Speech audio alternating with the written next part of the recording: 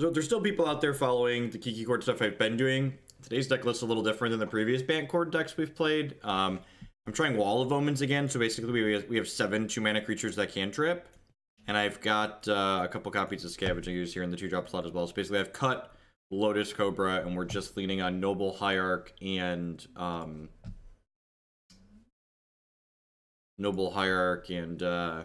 Coiling Oracle as our ramp pieces. And then we also have, I've got an Overgrown Tomb, and I've got an Orzhov Pontiff and a Kambal on the sideboard today.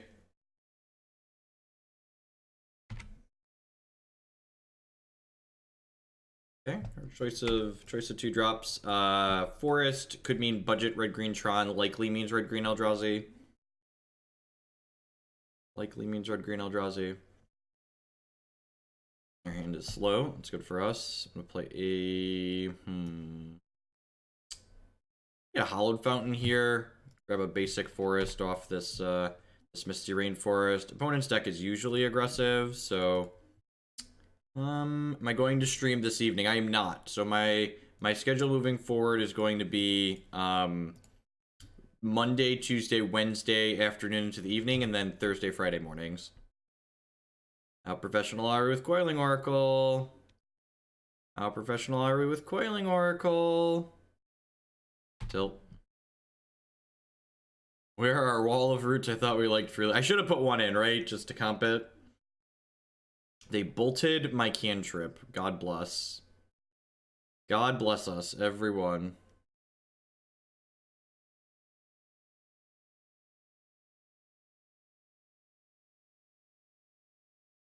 I think next turn's gonna be a play voice, play fetch land, pass with path up.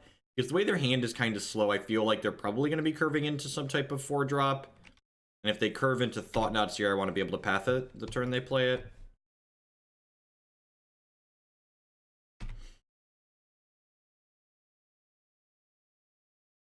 I'm doing well, Sasquatch.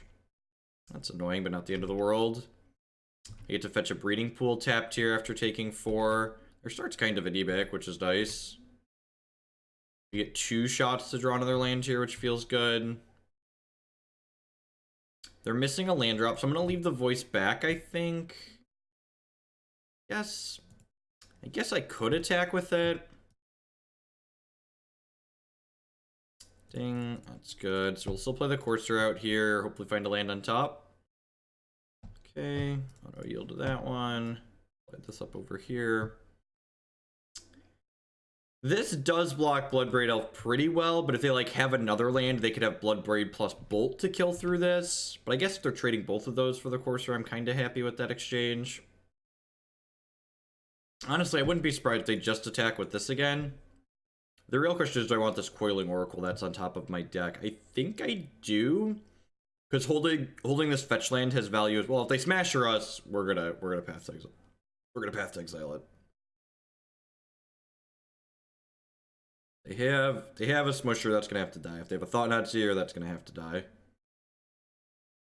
Yeah, so they have a Thought-Knot. Yeah, pretty sure I just have to path this in response. So we'll take 2 here, grab a Temple Garden. It's really unfortunate that there's a crappy card on top of our deck. Oh, I guess we get to draw through it too.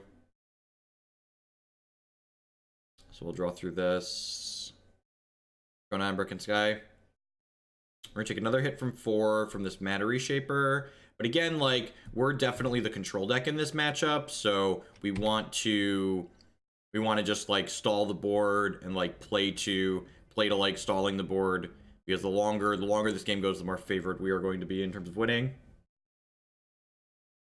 How do you throw back Kiki? We have 2 copies of Jace and we have a Vendilion Clique. So all of those get Kiki-Jiki back into our deck should we draw it. It's probably a Jace, although I suppose if they have a Reality Smasher, they might just want to take the Chord of Calling. Just because, like, the Chord's better than the Jace if they have cards like Smasher to pressure the Jace.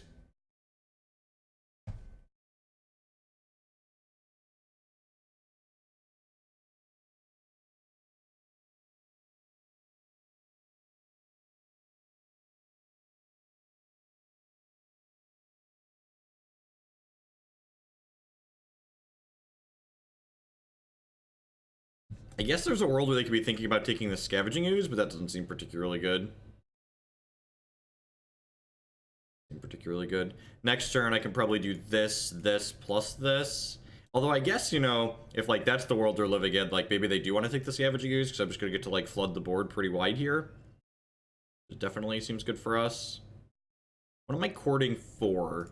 I don't think I can hold up anything big like Mystic Snake, but we could probably pick up another Voice, or even just a Coiling Oracle or Wall of Omens to flood the board a little bit more. Could also just like find Eternal Witness and pick this Path to Exile back up.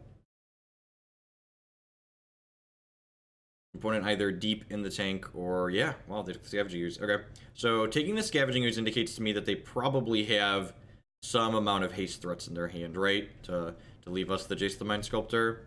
That's what that feels like to me, at least. I'm glad we have another Scavenging Ooze in our deck. We might just chord for that if they're really that afraid of it.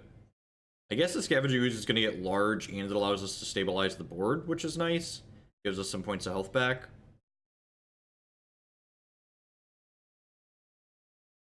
They have a Scooze of their own. Dismember. Alright, that's pretty brutal. Huh.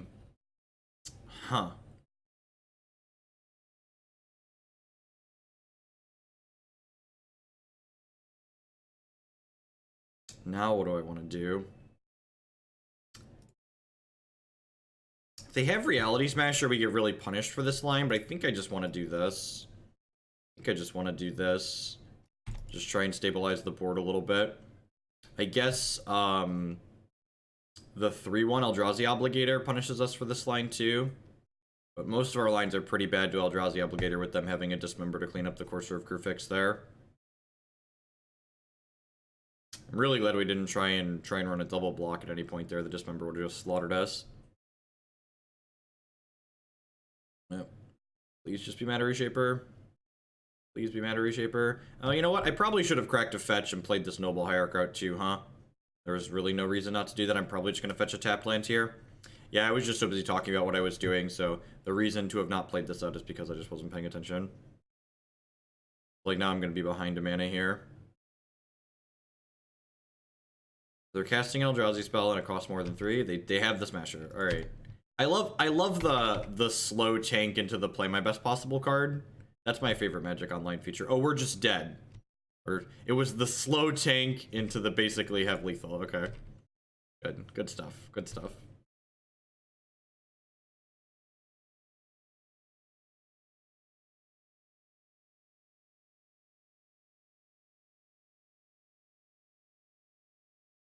Okay. Okay. It's Wall of Omens.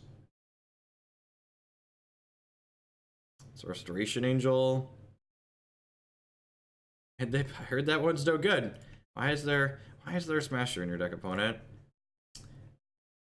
This kind of feels silly, but I'm pretty sure it's the line. I can avoid cracking this fetch land to play around a bolt a little bit.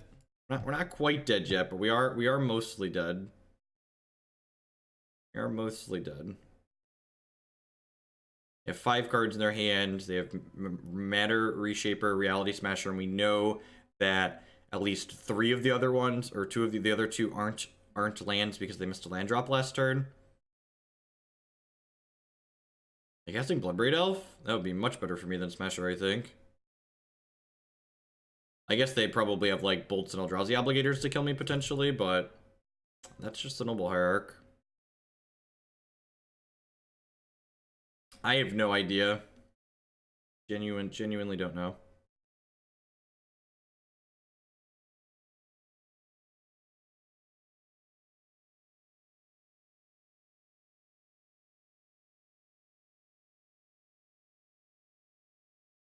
I'm just gonna go ahead and jump with this.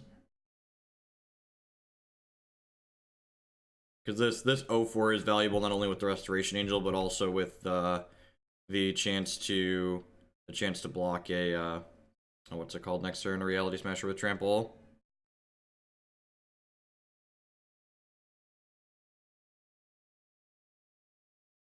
Alright, if I crack this fetch now, we're dead to bolt next turn. We're probably just dead to bolt regardless. 2 Mo's. A 31-month resubscription. A long time. Welcome back. Thank you for the continued support. I do appreciate it. Shank you, shank you, shank you. Big boy. Kinda. 1, 2, 3, 4. Huh.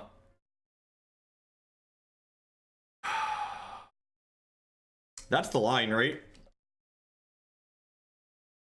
Just like play this, make a 5/5.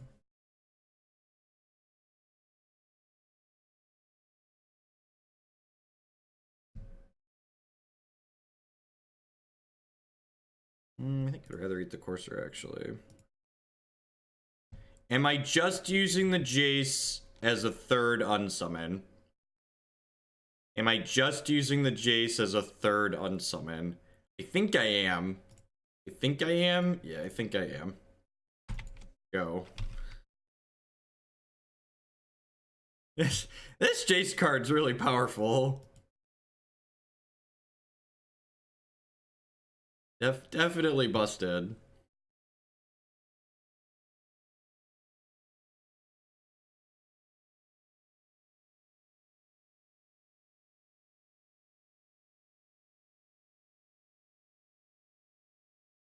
Sure. If they hit a land, they can also smash us this turn. About the BBE, right? The real lines.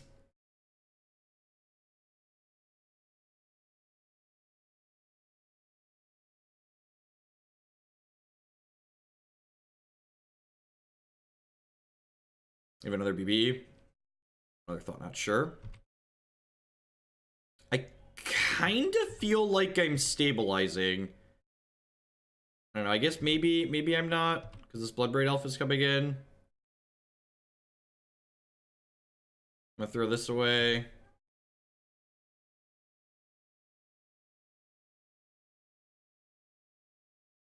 I would have hit a land with the Jace, but then I've had a Matter Reshaper left over, so I get to put this out. This means I could chord for up to 4.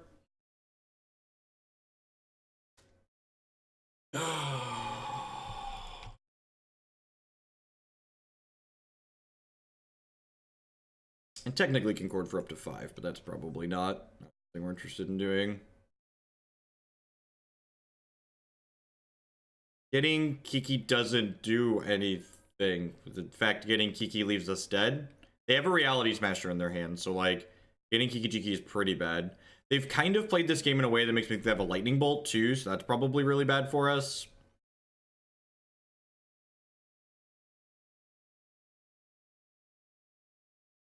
Mystic Snake leaves us dead on board. Good try though, chat. You're trying. Twitch chat is like bad when we're playing normal decks, but like when we're playing chord decks, it's just like extra bad. Just like the ideas that start flying around. It's like, oh no, did you think about that one? Did you think about that one?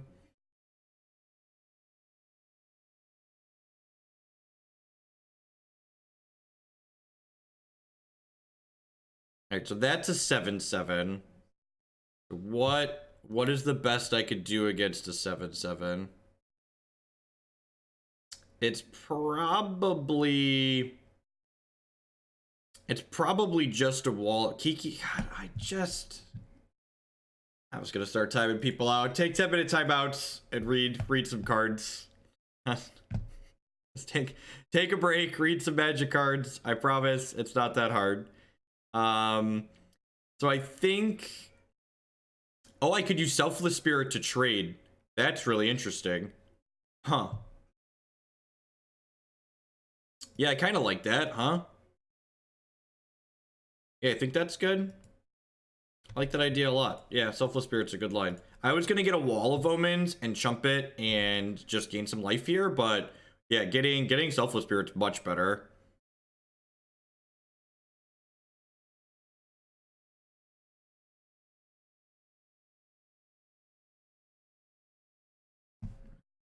You a quick timeout. Read Reality Smasher. Rather than get annoyed with people, I'm just going to time them out and tell them to suggest they read cards. Rather than get annoyed, let's just time people out and suggest they read magic cards. No, I just started. I'm an adult with responsibilities.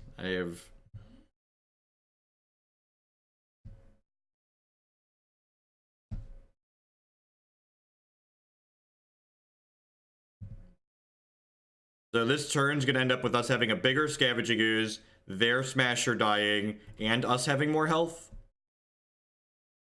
Good suggestion from chat on the good suggestion from chat of the what's it called? The I'm blanking. The Selfless Spirit.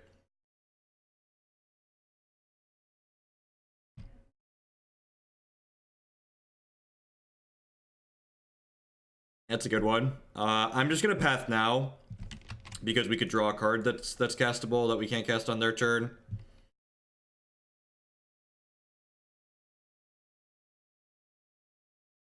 Am I just playing this one league this morning? Depends on how long it takes. See, like that. That's quite excellent. So you're saying there's a chance. So you're saying so you're telling me we might be in this game. So you're telling me we might be in this game, chat. Oh, jeez. Oh, that was just an amazing sequence of turns. No! No! Damn it, opponent. I was so excited. We were stabilizing, chat. We were stabilizing so hard. You're stabilizing so hard. Is that lethal? I don't know if that's lethal. The hubris comes before the fall, right? The pride cometh before the fall. Yeah, I thought we were doing it. I thought that this was it and we were doing it. We have an 8/8, that's true. We do have an 8/8. They can only pump 1, 2, 3, 4, 5, 6, so they can do +6. And all my things have at least 4 defense. So, you know, I've got that going for me. Depends on how many bolts are in there. And like I said, they played this game earlier in a way that it felt like they had lightning bolt. So I think I'm just putting elemental plus Wall of Omens on here. So if I put elemental plus Wall of Omens on here, they can, if they kick this up to 10 power, that means they deal us 2. Yeah, I think that's fine. All right, so I'm gonna go ahead and double block here. I want to keep this Courser because it buffers our life total further. This attack feels okay.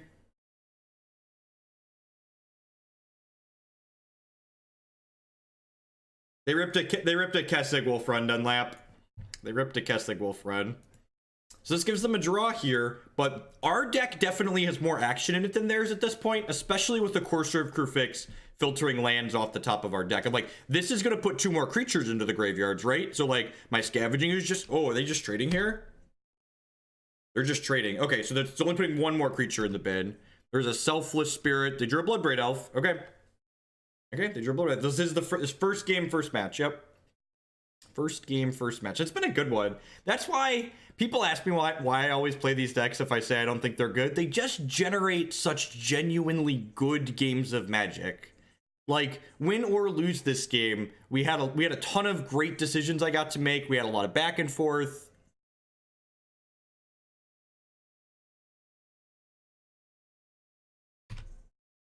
Ancient Stirrings, yep. We need to dodge Eldrazi Obligator. That's the really scary card that they could have that is probably going to stick it deep inside us. How did Sultai Shadow go? We went 5-0, 10-0. Yep. Yep.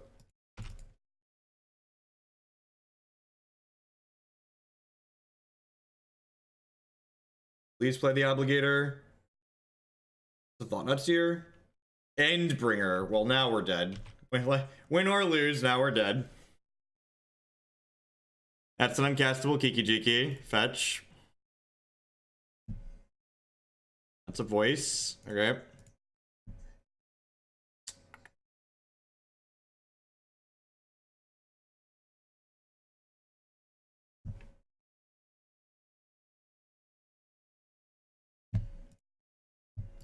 Voice.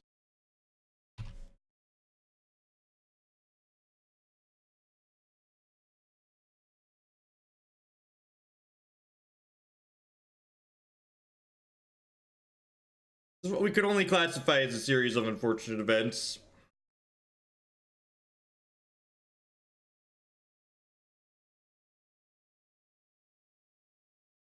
We're effectively at 13 because the Scavenging Ooze can pump twice.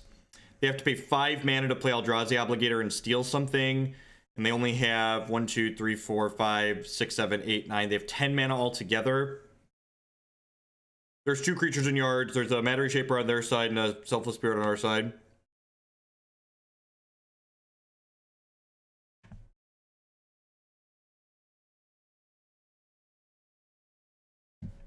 There are deck lists on my YouTube channel. There's a deck list button under the stream. You could type !deck in chat. There's just help yourself. Life gets a lot easier when you realize that you could do some of the things you're just like asking other people to do for you for free. Like help yourself. All right. I believe we're dead here. Opponents played this game exceedingly slow. They're down to 13 minutes on their clock. So I'm going to make them click through and think through combat and think through what our possible blocks are here. Because if we have 2 more games as long as this one, my opponent is going to time out. So.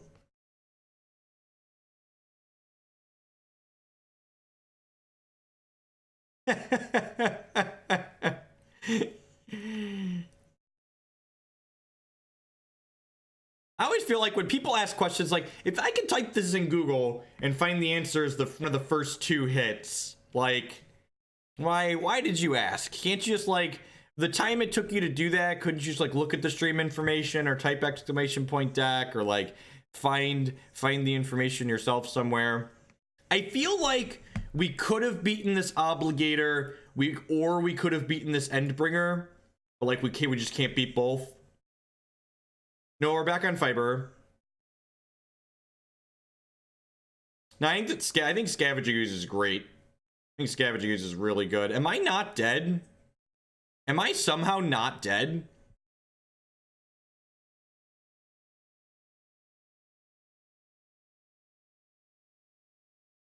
Did they manage to attack here and not kill me?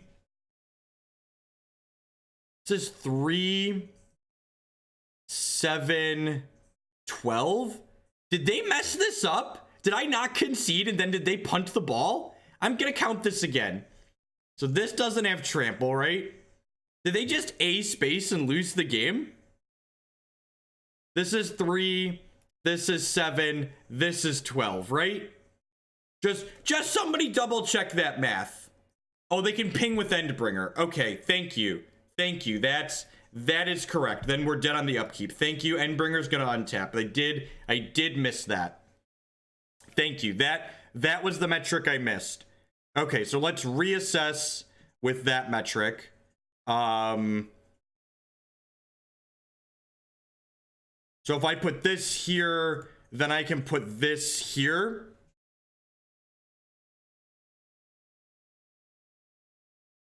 Oh, we can eat with Skoos. Yeah, because creatures are dying. Yeah. Okay, so this is fine, right? Right? This is fine because I get Scavenging Ooze back? Yeah, this is fine, right? And, like, I gain 2 with Scavenging Ooze, I Jace, unsummon this, and then I kill them?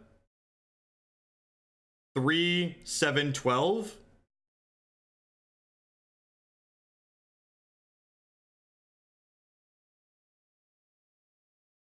Three, 7, 12. Yep, blocks. All right, what a wild game.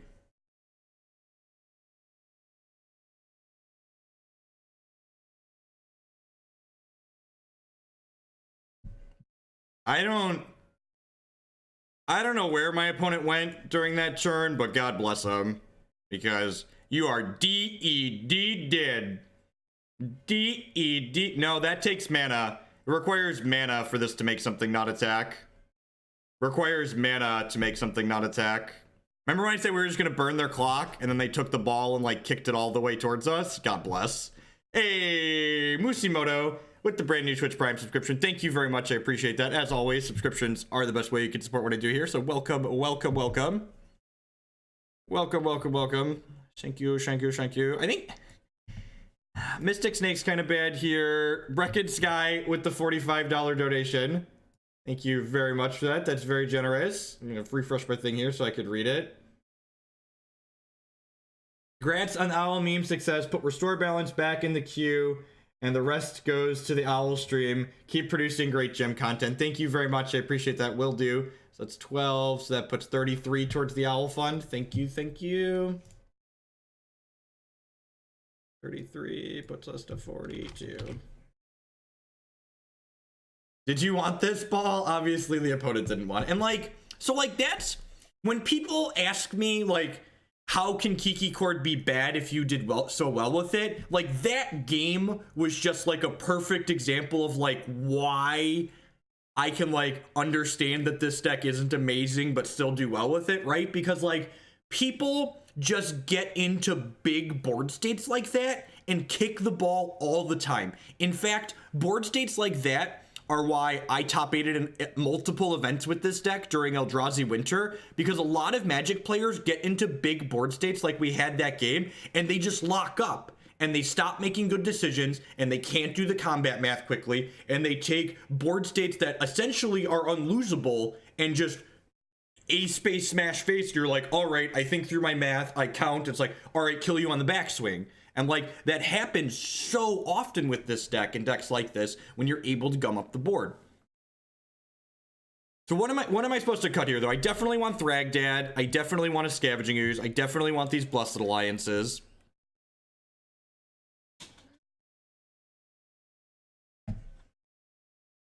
Are these Jaces bad? Like they've got to be bad against Bloodbraids and Smashers, right? That's just gotta be true. That's why I play Grixis Delver. I don't want to combat Matt. XO Armstrong with the brand new Twitch Prime support. Thank you very much and welcome. I do appreciate that. You can't cut the click. Yeah, probably should have activated the Kessig Wolf run.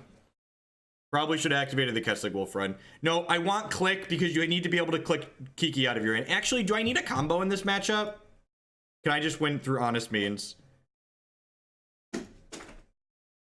Alright, I'm gonna do that, actually. I'm gonna leave one Jason, and I'm gonna cut the uncastable Kiki. Everyone hoping to check uncastable Kiki off their bingo card, sorry. Everybody hoping to check uncastable. If you cut the click, you have to board out the Kiki-Jiki. Don't keep the Kiki-Jiki in your deck if you're cutting the click. Don't do it. Yeah, the Blur, I'm going to be streaming on Thursday and Friday morning. So my schedule is going to be Monday, Tuesday, Wednesday afternoons, like we did afternoons, evenings, like I did at the start of the week. And I'm going to be streaming Thursday and Friday mornings as well, because Declan's usually pretty good. There'll be some Declan noise in the background on occasion, but if I let him play with his phone and his tablet, he's usually pretty happy. Yeah, you playing the game?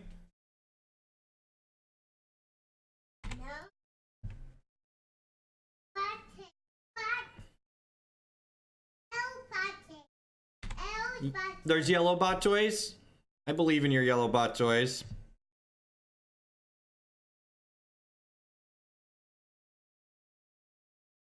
No, I'd play the KCI deck.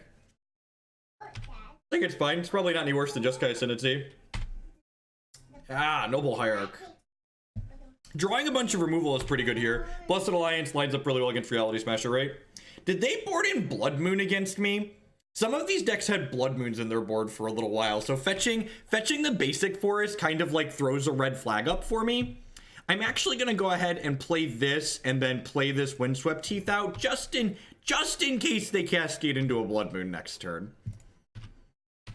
Although I probably want to get green with this if we're being honest, because I have this Chord in my hand.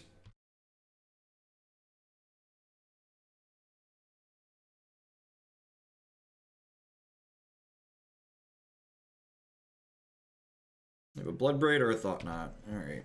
So, I want this Path to Exile to be in my discard pile rather than exiled, so we'll play this in response here. Is playing Kiki in the sideboard instead of the main unreasonable? No, probably not. Probably fine. I've probably made worse decisions than that. Our hand is pretty good here. They still have 4 cards, but our hand is pretty dope. So I assume we're gonna lose Chord of Calling, but like if we lose Chord of Calling, then I get to like Eternal Witness my past exile back. But like the Chord of Calling is also an Eternal Witness, but it's also more than that. So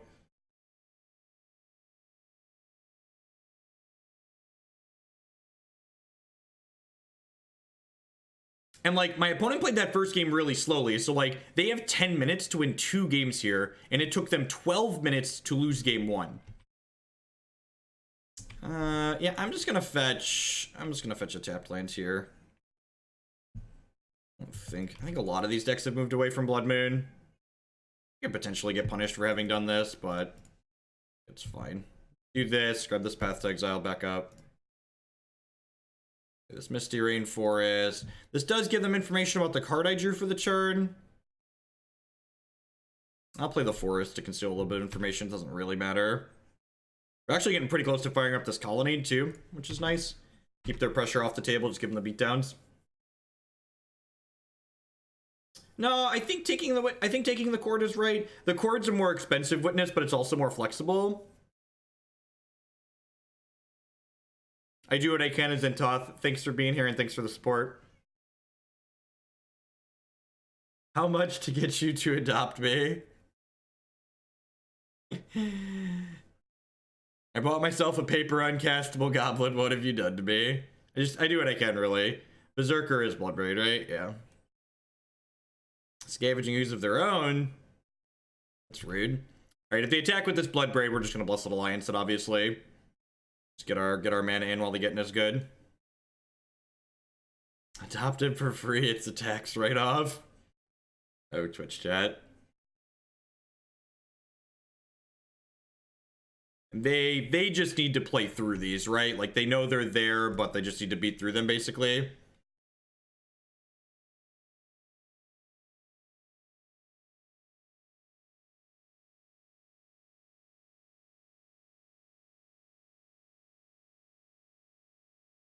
I might just go to... If we draw another blank next turn, I think we just go, like, Island Smash with Colonnade. We can, like, path the Skoos and then hit them for 7 down to 9. I mean, it's awkward against Obligator. Excited for the Owl Marathon. Coop Cram, thank you for the bits. I appreciate that. Thank you, thank you, thank you.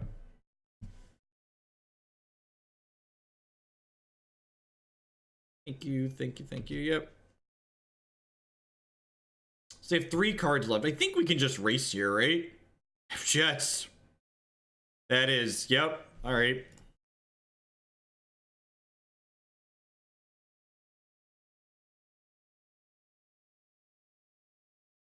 Just gonna path this and then smash them for 5 here. Everybody say happy birthday to my wife. She's Curly Dactyl there in chat. Feel free to put some Hooga Wife emotes in chat.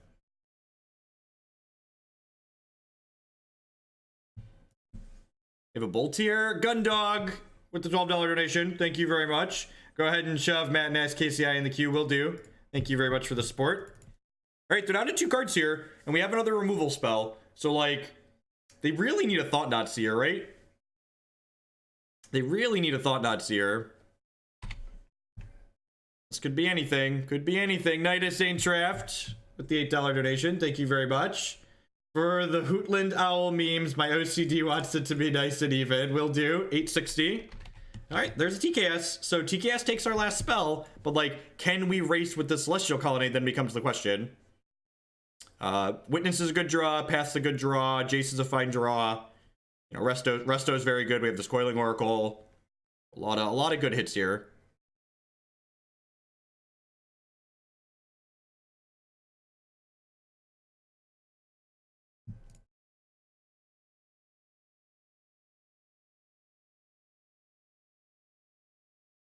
That's only okay, right?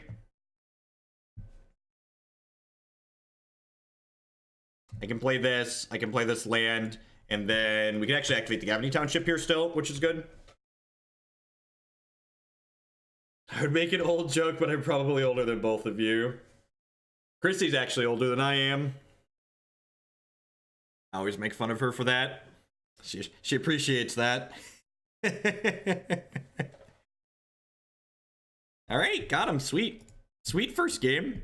First match. The first game was really wild. I thought we were super dead at several points, and then opponent ended up kind of breaking down under the pressure and swinging in and ended up giving us a line to win the game.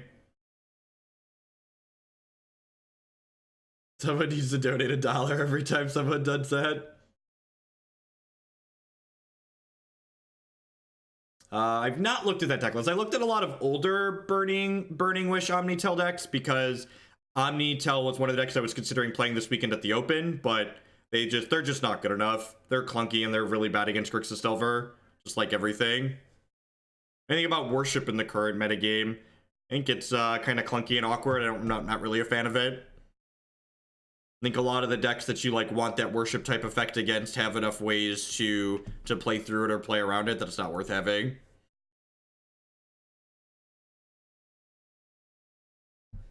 So this hand's a little mana heavy, but it's hard to pass up like an Accelerant on the play. We have a Chord, we have a Path as interaction in case there's something faster than us. So if we draw a couple of live ones, this hand's very good.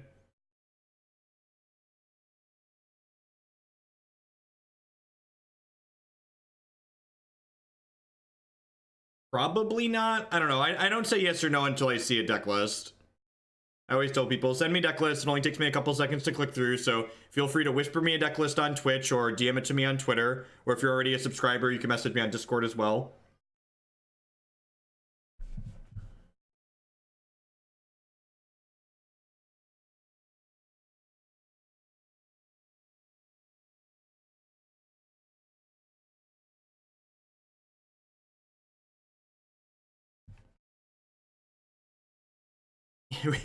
Whenever you have to scratch your head and go, huh, that card's modern legal, it's just safe to assume that it was printed in 8th or 9th edition. When you're just like, that card's got really poor design, why is that in a modern legal set? You're like, oh, it was an 8th edition, or oh, it was the 9th edition. That makes total sense. It was in one of those sets that shouldn't be modern legal, but Wizards of the Coast is really bad at making decisions, so they're just like, you know what we should do? We should draw the line for modern when we change the card frames. That makes sense. We shouldn't think about it and draw a line in a spot where we changed card design philosophies.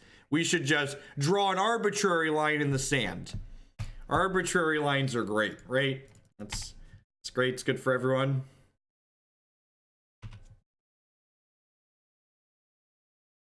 Because in fact, printed in both 8th and 9th.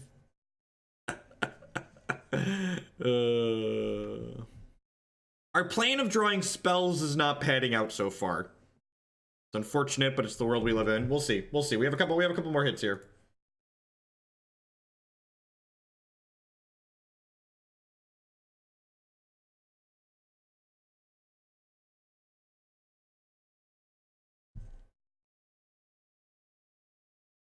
Where would I have started Modern at? I don't know, but I know I would sit down and I'd think about it and I'd look at everything. Yeah, Geeky Chord's a lot of fun. Got a lot of covers all the angles. Tarmogoyf. Tarmogoyf's the one we don't care about right now. Another Chord of Calling. All right, so what am I doing here? It's probably just so we're probably gonna get into a spot where we start courting for 2. I really don't want to chord for more mana creatures, though. It's really unfortunate we didn't draw 2, 3, or even a 4 mana creature in our 3 draw steps, or 2 draw steps, however many draw steps we had 2. I was really hoping to hit a play for this turn. Like, not hitting a play on 2 is whatever, but it kind of sucks that we don't have a play yet.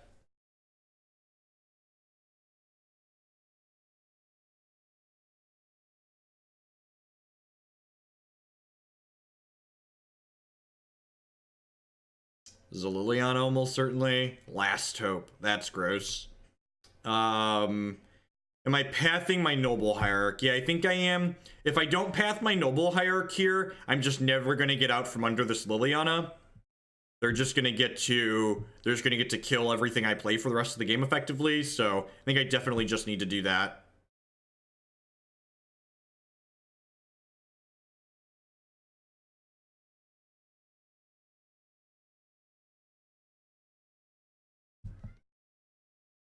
So never forget that your Path to Exile is a split card. It reads, remove target opposing creature, turn one of my creatures into a land. So, Coiling Oracle. Could Chord for 2. And get like a Wall of Omens to block. You can also get a Scavenging Ooze, but Scavenging Ooze doesn't really do much. The Coiling Oracle just dies to this Liliana right now, though. I think I want to play my planes and pass the turn. I think I want to just, like, we're definitely in a bad spot. I think I definitely want to... The thinning's never statistically relevant. You shouldn't make plays to thin. It's very rare that thinning your deck has an effect on the game, and it's very rare that thinning comes at actual 0 cost. So if my opponent attacks with this before making it larger, I'm going to Chord for a Wall of Omens inside of combat to block it. Getting a Wall of Omens set up not only buffers our health total, but also makes us more mana down the line for these other Chord of Callings, and it replaces itself when it comes into play. It's just pretty appealing to do overall. A big reason to play the Chord of Calling this turn as opposed to playing the Coiling Oracle is there's a pretty good chance this Coiling Oracle doesn't get us a card that we can cast this turn, and I'm pretty excited to, like, use all of my mana this turn. This is the Bloodbraid Elf, that's mostly fine. And, like, if they burn a removal spell on this Wall of Omens, then I'm gonna floop into play here. Like, that's fine with me, right? Like, you traded a removal spell for, like, my card that drew a card. So this one, trigger. That really sucks. So Noble Hierarch's gonna be one of the first cards we reach to cut in a matchup like this. You just want to, like, board out these cards that, like, don't have a meaningful impact on the board and are bad top decks in these turns 4+. Like, the acceleration on turn 1 is nice, but just, like, it's so miserable to draw Noble Hierarch at this point in the game that it's just not worthwhile. Which is one of the real reasons why I really like Coiling Oracle in the deck, because it's acceleration, but it's also just a cantrip, right? So, like, it allows us to kind of progress our board state forward. And here, they spent an Abrupt Decay that could, like, kill a bigger threat later on this Wall of Omens. We're going to 13, which is, like, a little worrying, but it's not too bad. Not too bad. If they have another Goyf here, we could be in a little bit of trouble. They have another Goyf here, we could be in a little bit of trouble. Smells like another 2-drop. Scavenging Ooze, maybe? Nope, just another Tarmogoyf. 3 cards left in hand.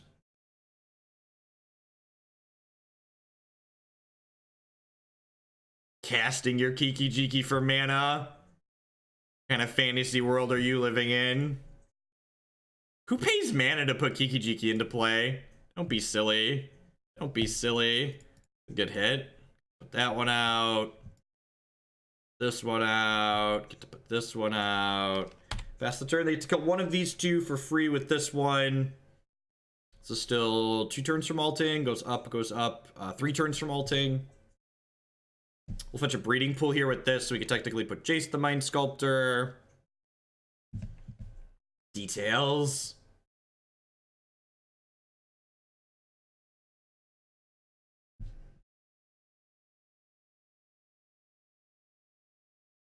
This is the Bloodbraid Elf. Bob Fadant.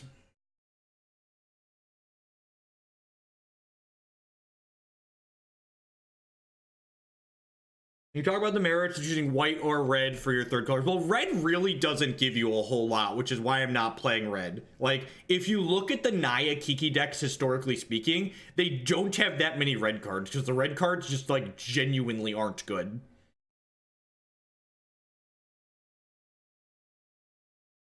What are the odds we make it out of this one? Looking grim. I'm gonna trade this voice for the Bloodbraid Elf here. And then take 6 here. And then we're going to take a 7th when I crack this fetch. Yeah, Naya Kiki Court is it's basically a green-white deck splashing Kiki-Jiki. Like, if you look at the Naya decks, I basically just came to the conclusion that effectively the only reason you're really in Naya is because of Kiki-Jiki. So I might as well just, like, just play the only reason I want red and just not play red lands and, like, gain access to counter spells and better ways to interact with decks that don't play to the board is the big draw to the splash colors. So black gives you discard, blue gives you counter spells. That's a snake, huh? It's a mystic snake. All right. The plan, if we draw Kiki-Jiki, is to brainstorm it back into our deck, or chord for a Vendilion Clique and click it back into our deck. I think it Jund Else. I think it seems fine. Seems plenty a-okay. I just don't like Kitchen Finks in decks like this. Kitchen Finks generally isn't worth the body it provides. We're not comboing with it. I don't even care for it with Eldritch Evolution, honestly. It's just like worse than Voice of Resurgence most of the time. Nahiri is okay. Pia and Kira Nalar okay, but again, they're just like clunky, right? Like, you look at this deck and like Restoration Angel is one of the best 4-drops in Modern in general, and right now especially. So like, I don't feel like I need to move into another color to get more powerful 4-drops. So like, I already have one of the best 4-drops just being in white. So what do I want to do here? I definitely don't want to play the Jace. What do I want to do with the Chord of Calling is a big question. I can technically make a 5/5 Scavenging Ooze here, right? That does sound kind of appealing. This Dark Confidant's going to draw them more spells, making a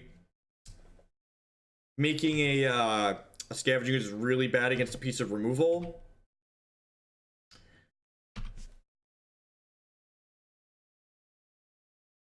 We're going down to 14 here. If we could stall a little bit and get kind of fortunate with these Bob triggers, we might... Yeah, 10 4-drops. That's too many. And you're probably... Are you counting your Chord of Callings in there? Or do you have 10 4-drops plus 4 Chord of Callings? So that means a quarter of your deck costs 4 or more mana? Like, that's too clunky in Modern. Like, this deck has 11 things that cost 4 or more mana, and I think it's pushing it. Like, I don't even have a 4th Restoration Angel here, and I'd love one. Like... Every card you put in a Modern deck that costs more than 3 mana has a very real cost. Honestly, every card you put in a Modern deck that costs more than 2 mana has a real cost. There's a lot of games in this format that come down to just brutal efficiency. All right. Am I doing something here? Am I courting for a thing? Am I courting for a thing?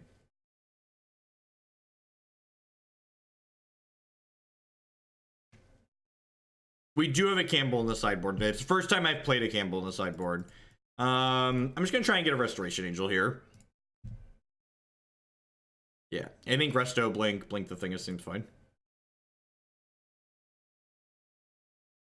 And like, if they want to bolt the Coiling Oracle in response here, that's fine.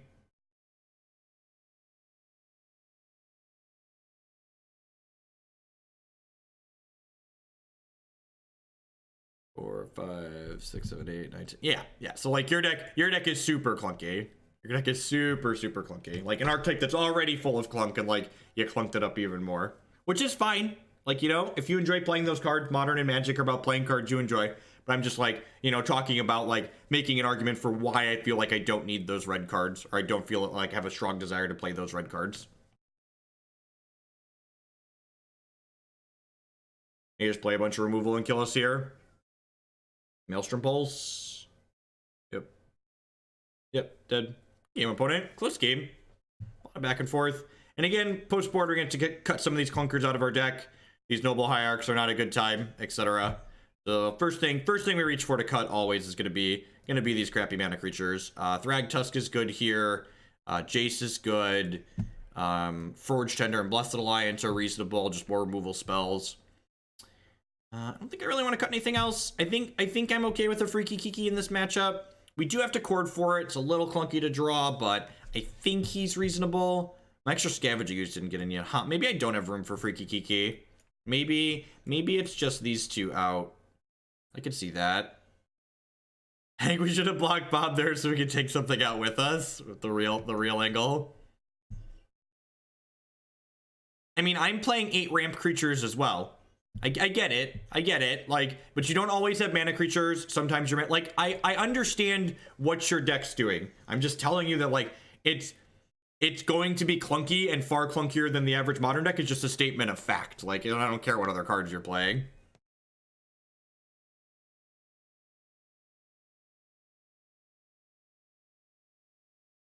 I mean, I'm just gonna tell you to cut all the stupid 4-drops.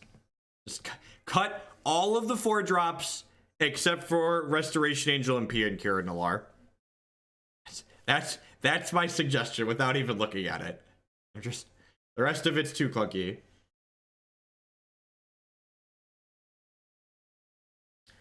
Wall of Omens is very good. Wall of Omens insulates us against Liliana Edicts at very little cost, and also blocks Bloodbraid Elf and small Tarmogoyfs for free. Forge-Tender is fine. Forge-Tender is a 1-drop that helps us power out Chord of Callings when we're boarding out our other mana creatures, and Forge-Tender allows us to make their lightning bolts extra awkward and their call against commands, which can help us win really pivotal turns and fights. So I'm a big fan of Forge-Tender against them. Occasionally these gen decks board in things like Anger or Pyroclasm as well, some type of red sweeper effect, and Forge-Tender is very valuable in those types of situations. You've been helpful, but I'm going to treat you like I treat everyone else. Take a 10-minute timeout. I'm not a fan of Wall of Omens because... And then use your words. Eidolon could be okay. Nah, I don't know. That's so narrow. I don't really have another card I want to cut either. Maybe this isn't good enough. Maybe I've talked myself out of it. Nah, I'm gonna leave it. I'm gonna leave it.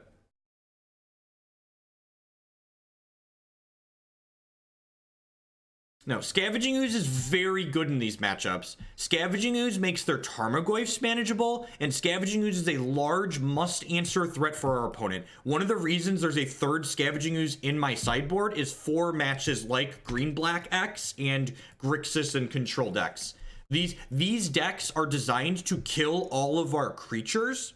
So when they're killing all of our creatures, there's lots of food for the Scavenging Ooze in the yard, which makes this grow very quickly, and it also buffers our health total. Like in these long, grindy games, having a card that buffers your health total is very valuable. Very valuable. I'm gonna shock this. I'm gonna lead on Wall of Omens here. Just like this is likely to eat it and die.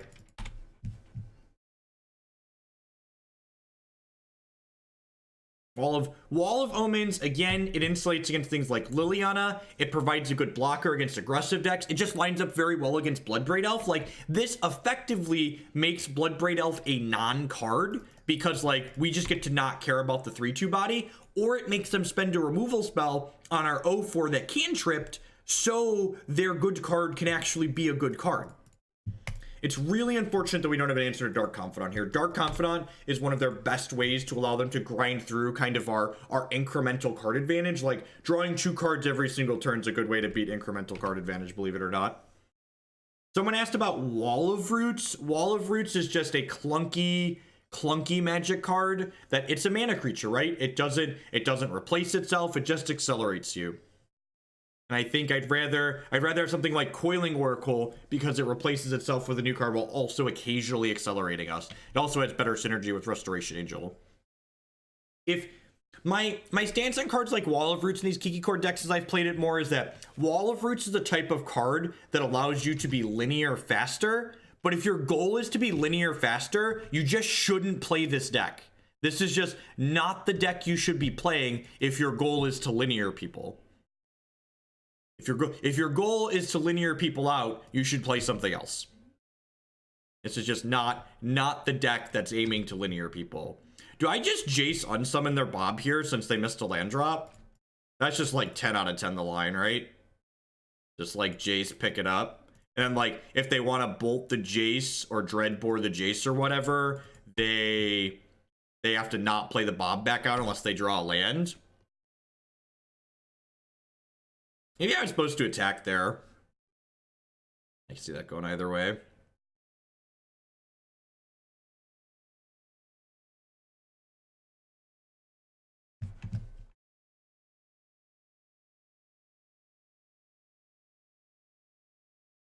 Jeez, this card is just 4 mana unsummoned so often. And like, honestly, the reason why it's 4 mana unsummoned so often, well, this kind of sucks for us. This is worst case scenario. They hit a land, they have double removal, so they're going to kill both my creatures plus kill the Jace. I guess we're technically getting like 2 for 2'd here, but it doesn't feel good, right? Like, we got them to use a Terminate, but they get to take our Jace off the table. All right, hopefully this Courser finds a land on top to draw a card right away. Path's not a bad card to have on top, though, by any means. Scavenging Ooze. And again, this can help check the Tarmogoyf, which is nice. So, like, they want to kill this, but they also probably want to kill this. This can take Dark Confidant off the table. And then this can keep the Tarmogoyf in check. The best combo in mono green is assembling Power Plant, Tower, and Mine. Yep, that's the truth. Best mono green combo modern NA. Thanks everyone for hanging out this morning. Welcome. I'm going to be streaming every Thursday and Friday morning moving forward, hopefully. Part of my schedule. My schedule through the end of the school year is going to be Monday, Tuesday, Wednesday afternoon to the evenings, and then Thursday, Friday mornings. I am on cornfield time here in the central United States. It's currently 9:30 a.m. where I am at. I'm going to be streaming for another couple hours here. We should swap our Jaces for Vapor Snags, right? Get that extra point of damage in off of it. Strict upgrade, essentially. And, like, we talk about Jace being kind of clunky there, but, like, the reality is it bought us some tempo, right? Colligan's command would be really bad here for us. Hey, Eldo Merfolk's Foil, thank you for that Twitch Prime subscription. I really appreciate that. As always, subscriptions are the best way you can support what I do here, so thank you, thank you, thank you. No blocks. No blocks. If they are K-commanding the Scavenging Ooze, that does mean... Oh, just another Goyf. That's really good for us. They go Goyf plus Bob here. That's fine, right? Because the Scavenging Ooze just, like, hard checks these Tarmogoyfs. And this path takes the Dark Confidant off the table. Oh, look. Oh, look. Another Mind Sculptor. So the Tarmogoyfs I can turn into little itty-bitty babies. I'm going to go ahead and path this.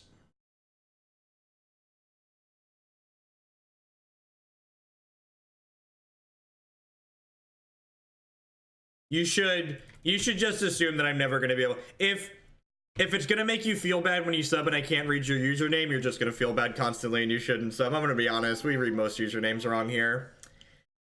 I'm not blocking, so might as well attack. Do I just want to gobble up some creatures, or do I want to hold this Chord of Calling / Restoration Angel? I kind of want to hold the Chord / Resto, right? I didn't have removal last turn, though, so, like, cracking them to 9's kind of appealing here. But I kind of just want to be resource efficient this turn, I think.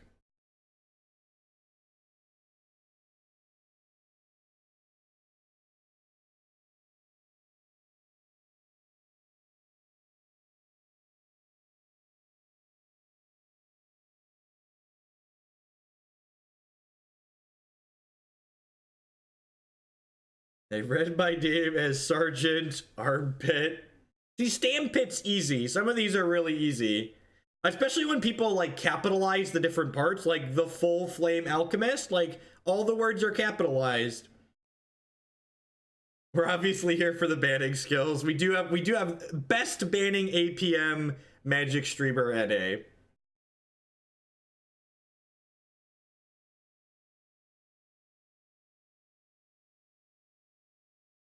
The Blur! Thank you for the $12 donation. I appreciate that.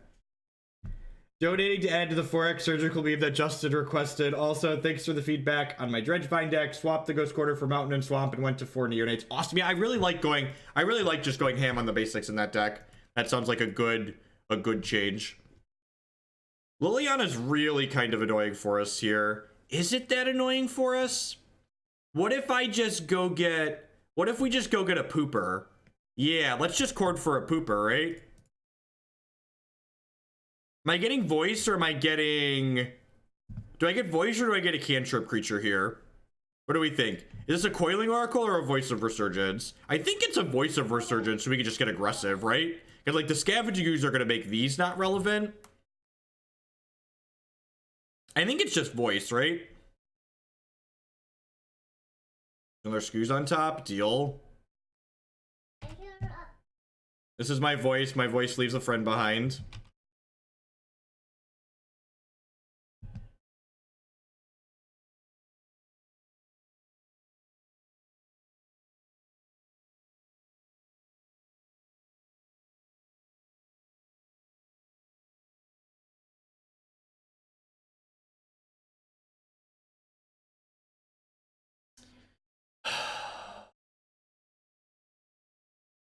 Am I willing to die to double bolt? Am I willing to die to double bolt? They've already played one bolt.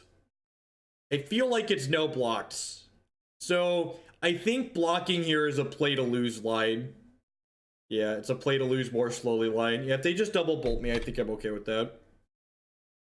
It's just, it is what it is. And remember, regardless of if we get double bolted here or not, I think this play is correct. I think playing around that is just not reasonable. Like, we having the elemental in play is going to allow us to win the game more, I think, than otherwise. Celestial Colonnade's a great card to have on top of my deck. Just play that right on out there. So there's now 3 creatures in graveyards, right? So I can make... I think they would have bolted the Skoos if they have bolts. Yeah, that's a good read too. That's a good read. Those are like things you want to be able to try and deduce from the things that they're doing, right? Like if they had this, they would take this other line instead. So we're gonna lose one of these 2 cards in our hand. Probably the Scavenging Ooze. I think I just want to pass here, right? I don't really want to lose the Resto. I think this is gonna be a eat something with Skoos plus play Restoration Angel turn.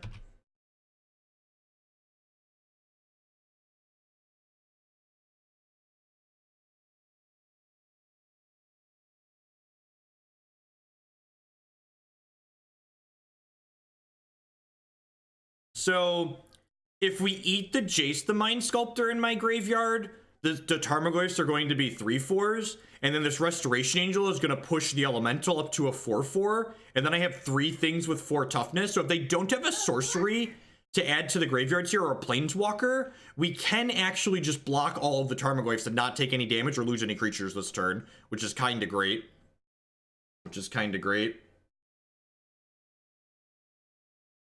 There's a deck list on your screen. And no, we do not.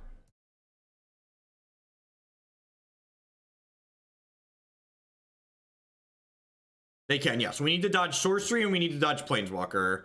They have a Liliana the Last Hope in their hand, right? They flipped this to a Dark Confidant earlier. They do have 4 cards.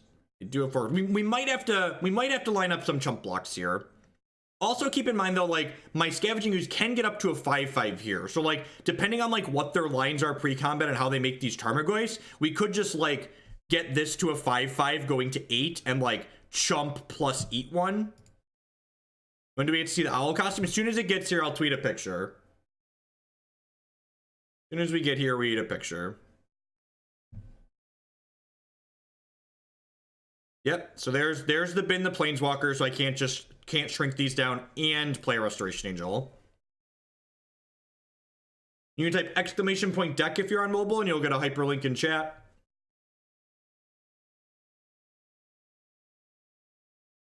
So I think if they shove here, the line is now eat 3 creatures, eat a Tarmogoyf, chump a Tarmogoyf, take 4, so effectively take 1 down to 6.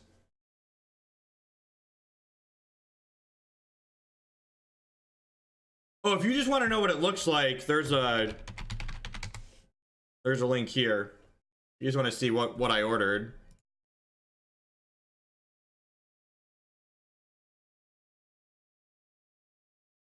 What if I double a Goyf with Elemental and Courser? I don't think I want to lose the Courser. I think I'd rather just chump the Elemental.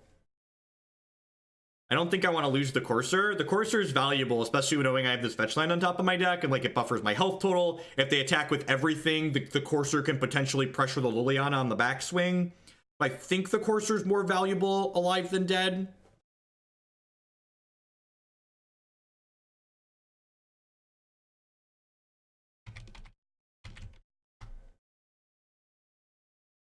That's actually the one my wife bought, Punishing Waterfalls.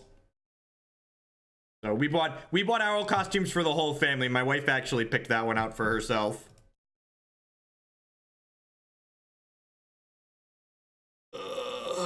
Will you be as happy wearing the owl costume after multiple rounds as the dude in the picture, right?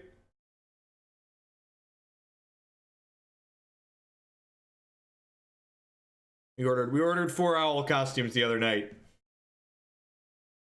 Okay, that's an interesting line. Huh. Okay.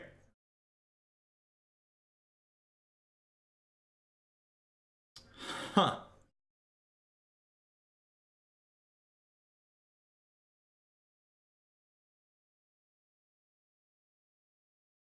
Can I kill them on the backswing?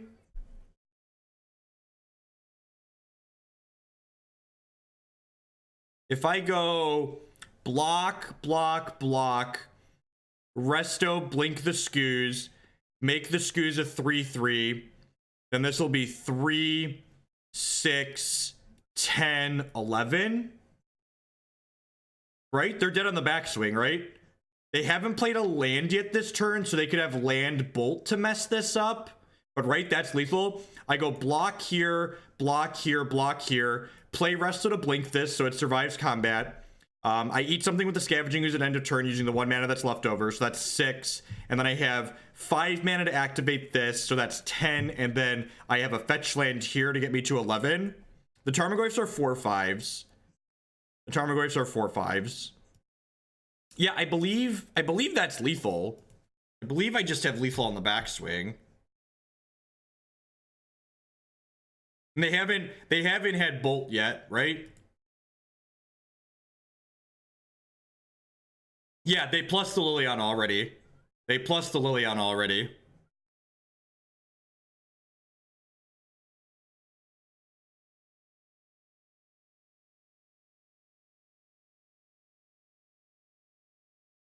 This deck always has such great close games. No, the Ravine. Oh, I could have killed the Ravine. Yeah, you're right. It doesn't matter. It doesn't matter. They're dead. They're dead.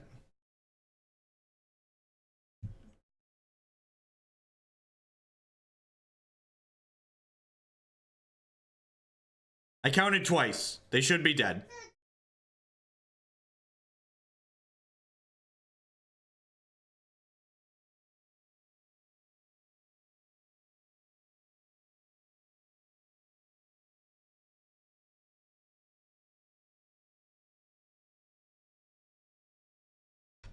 Man, let me tell you about this Celestial Colonnade.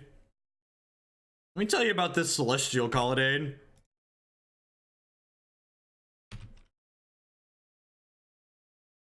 Did they know about the resto? They hadn't seen our hand, right? They hadn't seen our hand, so I don't think they knew about the resto. I don't remember. I don't think they knew the Restoration Angel was there. If they knew the Restoration Angel was there, they definitely could have done that math themselves, but I don't think they knew it was there.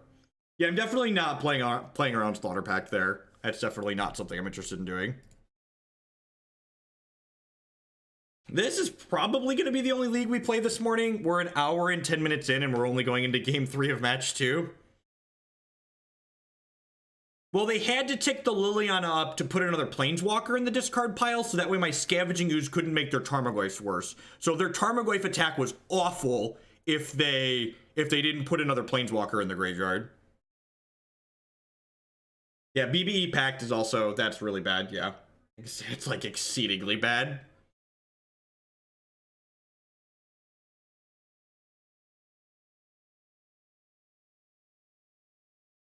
Meme decks that 1/3 let us power through leagues so much faster, right?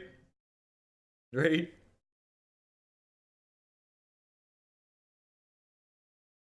This deck has puzzles, though. I like puzzles. I like figuring things out. I like looking at it and then going back. If I donate 5 owls, will you promise to make a sincere attempt at getting on stream during the term? Of course. I'm going to be really disappointed if Nick Miller doesn't get me on camera round 1.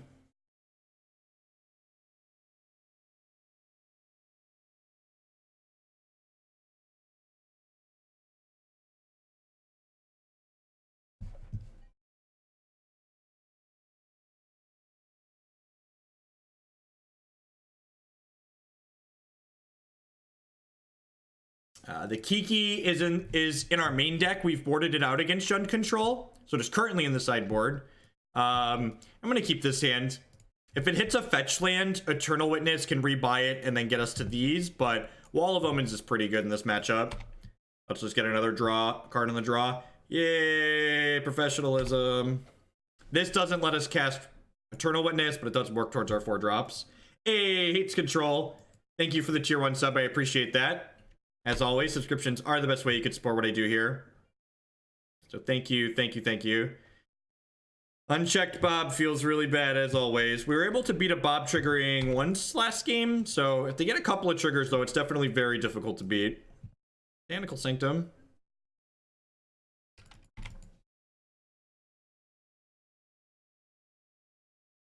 Even if they play a red source here, I'm gonna block the Dark Confidant with the Wall of Omens, because if they want to trade a bolt for my Wall of Omens, I'm okay with that. It's one of the ways we can keep up with them in terms of cards. Ponza is a very real deck that's had a lot of results.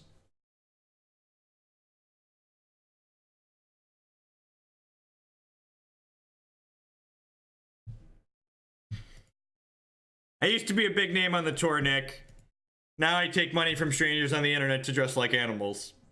I don't know if that's a step up or step down in the society we live in, but it's where I'm at in life.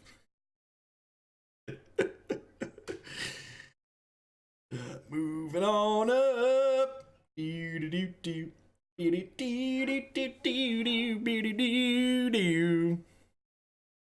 Colligan's command. It's rude. Open this Forge-Tender.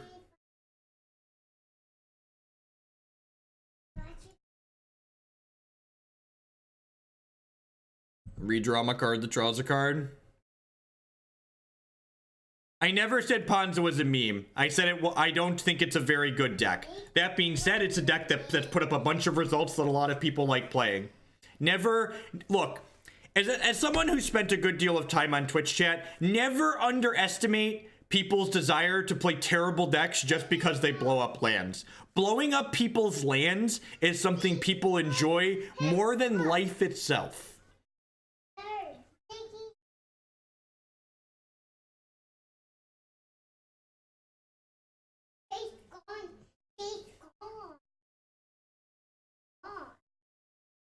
This is probably the first and only deck of the day, Ectomaniac. We're an hour and 10 minutes into this league, and this is match 2. What? Chase is gone? Chase, they're gonna find Chase in the castle. It's gonna be okay. It's gonna be okay, I promise. Are they missing a land? That would be good for us. Declan.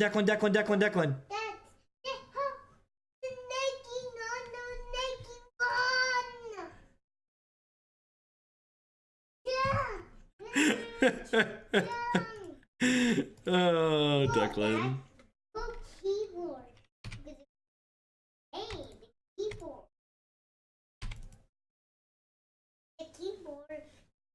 Thanks for all the streams. Oh, great meme maker. Thank you, Konzenti, for the 4-month 3 subscription at third of the year. Welcome back. Yeah, they're playing the game. They're gonna get Chase. It's okay. It's okay. Maybe we'll have to have a Paw Patrol stream so we can get Chase ourselves. Clearly we need more Paw Patrol in our lives. So they have Bolt, Thoughtseize in their hand. That's a lot of reach. If they cast the Thoughtseize with this Celestial Colonnade, we might actually be getting pretty close to Bob being on our team here. We might actually be getting pretty close to Bob being on our team.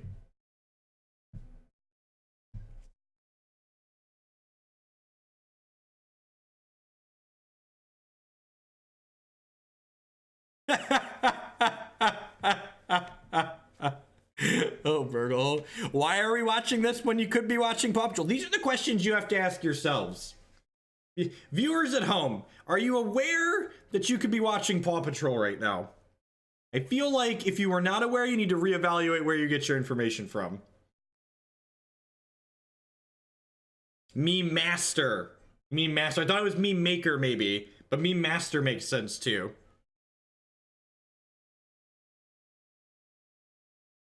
Scavenging Ooze is very good. Scavenging Ooze is a way that they can buffer their health total here a little bit. Chord of Calling. You know, I like to say, chat, every good comeback story starts with the Chord of... Chase is gonna be fine, I promise. I promise. Chase is in the castle, yep. Yep, you are not wrong. This is a chord for a Restoration Angel here, I think. I think this is just a chord for a resto. I'm just gonna pass the turn here.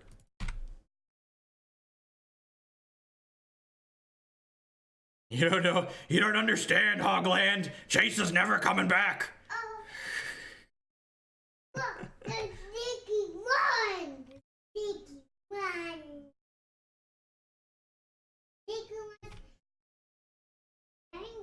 Opponent's also down to 5 minutes on their clock. They're probably going to be more than fine, but maybe this game could come down to that mattering.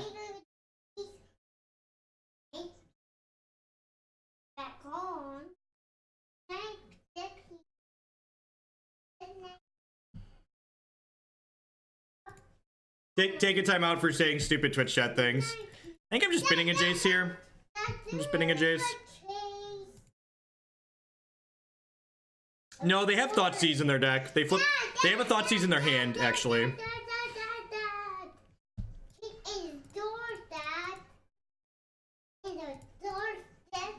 Jace is in the door.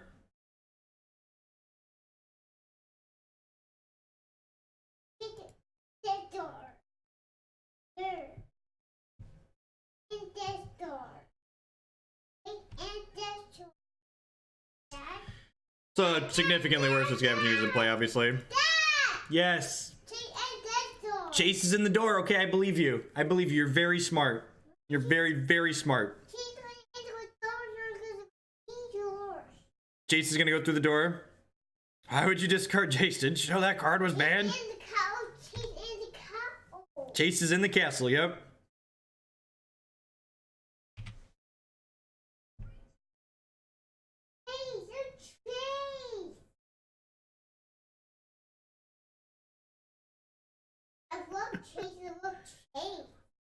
You love Chase.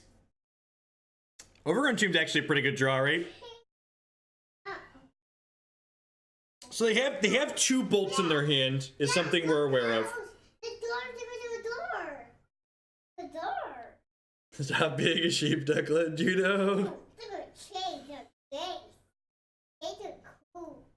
Paw Patrol is not on Netflix. Declan is actually watching someone play a Paw Patrol video game on YouTube. What if I just, so we're gonna hit, I think I'm just hitting them, right? Like this Bob's on our team, the Liliana Edict is just eating our voice anyways, and we're getting a token out of it. So like, I don't care about this Liliana, I'm just like hitting them for 3 with the Restoration Angel, and then like hitting them for 7 next turn with Colonnade plus Restoration Angel. I think do I want to play the Eternal Witness here? I could play the Eternal Witness and force them to use their green mana not eating a creature, which kind of sounds appealing, and it gets a 2/1 into play. Why would somebody just watch someone else play a video game, right? I don't understand. I don't understand. Why would you watch someone else play a game? Dad, I want to sub to Paw Patrol. 2, 1, 2, 1. I don't want to hit for 7 because they have 2 bolts in their hand that I don't want to accidentally die. I don't want to accidentally die. Yeah, I'm gonna witness for Chord. I assume they're gonna eat the Chord in response with the Scavenging Ooze, but like that's fine. I have to go and just play my land tapped, and now they don't get to gain life with this. Like mana is their bottleneck right now. Like they have this Dark Confidant, but they're not hitting land drops. So like cards isn't their bottleneck. Mana and resource efficiency is. So by playing this out, not only do we get another blocker, but we choke them on resource efficiency. Terminate's kind of bad for us, but it does deal 2 to them. Jeff live streams Paw Patrol with commentary. It is a puppy, yep.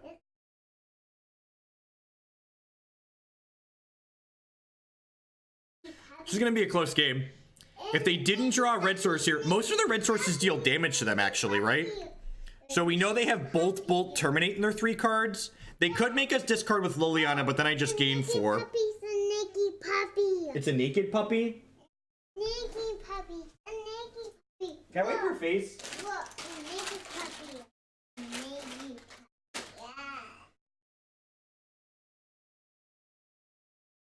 Yeah. Who's a naked puppy?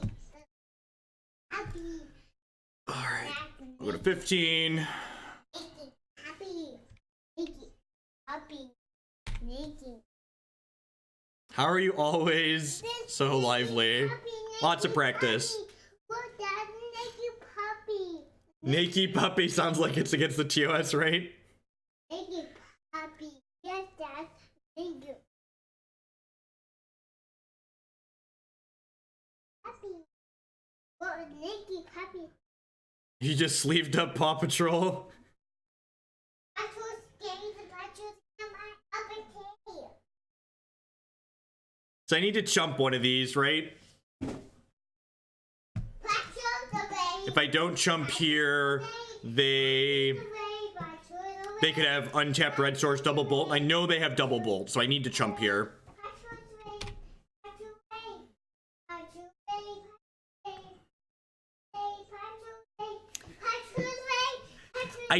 Someday I hope to be as excited about life as Declan is about watching Paw Patrol toys. We are literally dancing on a table watching this Paw Patrol video game. He is adorable. Shh. Shh.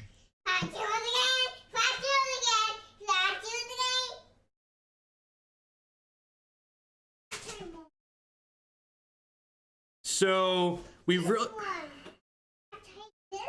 What's the line? The line is hope.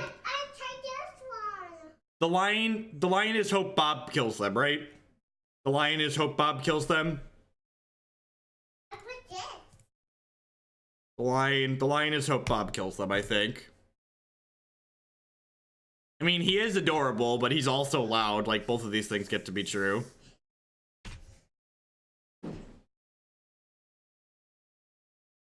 I was once as happy as Declan, and then I sobered up. All right, Bobby.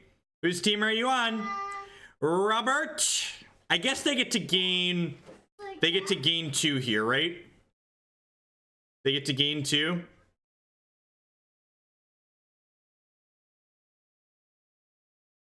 Yeah, they get to gain 2 here. Jace is gone. And here I thought Jace was on the case. I believe we're dead, chat. They have, Oh, there was a blood breed too! Did I miss a point of damage at some point this game? Declan. Shh. You need to calm down, dude. We are unfortunately dead. We got very close though. This is one of those games where like I'm gonna go back and check the tape and be like, we had to have missed 1 point of damage somewhere this game, right? Yes, Declan. Yes, I get it. We might have to have a naked puppy free morning if you're gonna be this loud. Normally Declan is pretty quiet when he watches this show, but we're really into this. Yeah, no, I don't think that turn was wrong. Like an early turn, maybe we missed a point of damage. That was a really close game. Really close.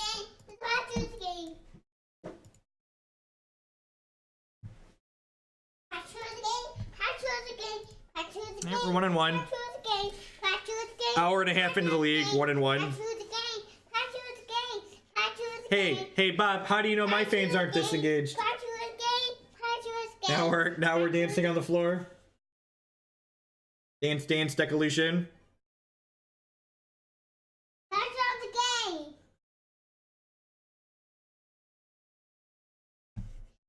Thanks everyone for hanging out this morning. We're ready for the next match of Papa. Just like say good morning, afternoon, or good night to everyone wherever you're at in the world. My name is Jeff Hoagland. I do this full time here on Twitch. I stream several days a week. Monday, Tuesday, Wednesday afternoons are quiet and kid free. Thursday and Friday mornings are going to have Declan in the background, so he's loud sometimes. I apologize for that. If you do enjoy my content, you want to help me produce more of this content, the best way you can do that is by subscribing on Twitch. My subscribers are the reason I'm able to do what I do as often as I do it. You also support my content. Declan, I'm going to have to turn the naked puppy off if you keep screaming. Sit down and watch nicely. You can also support my content by supporting my sponsors. MTGOtraders.com would love to buy and sell Magic Online cards with you. If you use code Hoagland PayPal at checkout with them, you'll save 8% on your orders there. CoolStuffInc.com buys and sells a lot of cool stuff. What do you want? Cool stuff, cool singles, 5% off. Dad, take my wand. Inked Gaming, 12% off, code Jeff12. Take my wand. Dad, Take your what? take my wand. I don't know what you're saying. My wand. Dude, that's not English. My wand. Dude, English. My wand. English. My wand. Don't punch me in the face. My wand. Your phone? Yes. Yes, your phone. Where'd you put your phone? Where did you put your phone?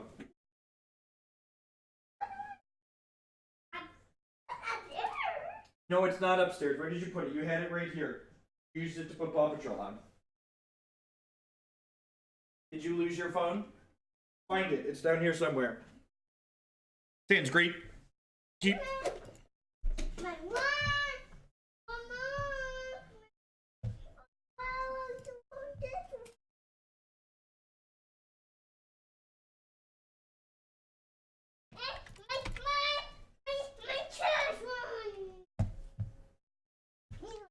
Another Jun matchup.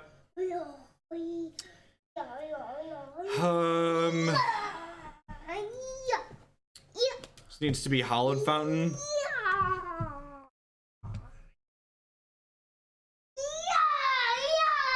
No, Declan has his own phone. Declan has his own cell phone. It doesn't actually have a SIM chip in it, but he uses it to send YouTube videos to the TV. He does have an actual cell phone. It doesn't have a SIM chip, but it's a cell phone.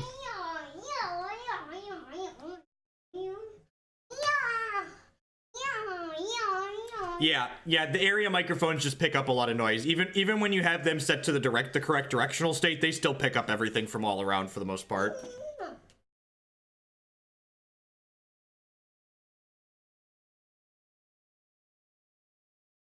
Yep.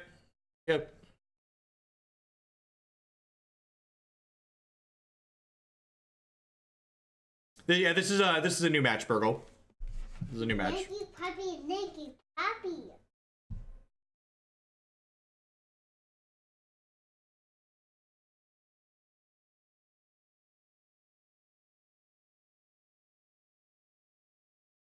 Oh, hi, Jace. Jace gone again. Jace is gone again? I thought Jace was on the case. Morning, Pandays. Jace in the cowl again. Jace on the cowl again. Jace in the cowl again. Exalted is great. Get you. In the cowl again. I had $1 for every conversation I've had that could have been word for word. I've had. Look, naked puppy, naked puppy. The dog literally has clothes on. Stop calling it naked. Naked puppy. Naked puppy is the parrot. Naked puppy.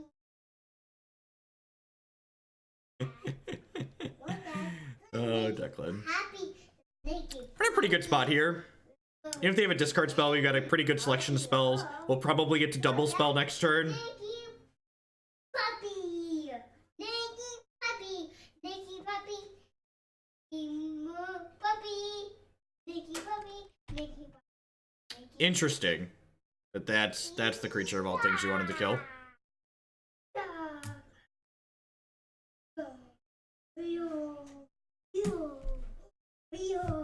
So if I play this, I can chord for 2, which seems great. And get another voice, just like get my voices and go wide with them. We also just get another Coiling Oracle and draw a card or potentially ramp. Wall of Omens is also kind of nice. Naked puppy and naked puppy. What a naked puppy. Puppy. But naked puppy. But naked puppy. There's just not enough hours in the day, Chunky Buddha. Just not enough hours in the day. I love some naked puppy.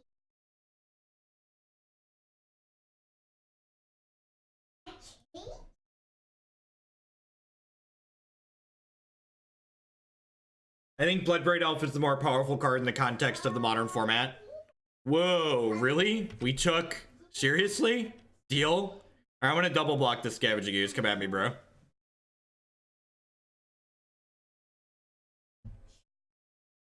All right, so I think I'm just going to get a cantrip here as opposed to another voice. I think I'm just like want to dig to like Wall of Restoration Angels and stuff like that. Jace the Mind Sculptor is to bounce this and start pressuring. So yeah, I'm just gonna go ahead and get a cantrip wall here. Sure, it's gone. You got me.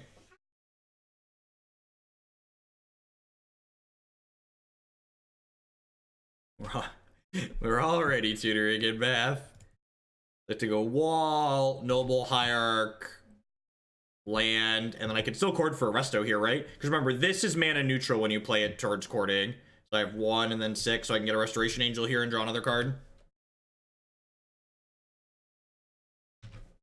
Your move, Yugi boy. Your move. I got wall over Oracle because it's harder, because I didn't already have lands in my hand, so if I drew a land, I could just play it out.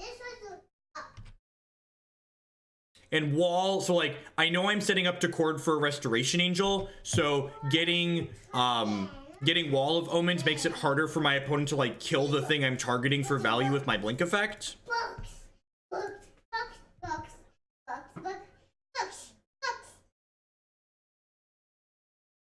No, Cupboard Sealy's fine.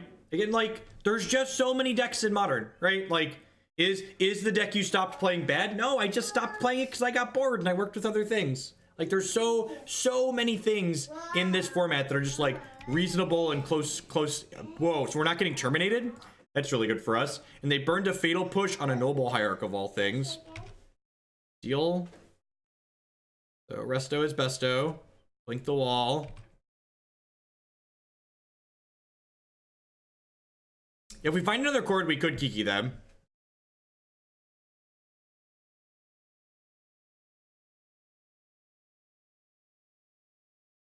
Yeah, Gristlebrand is fun. We played that a few times on stream. Magic's tough, chat.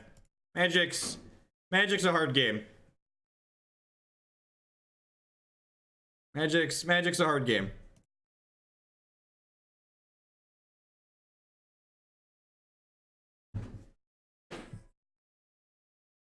This is, for those that have been asking, this is why there's a Kiki-Jiki.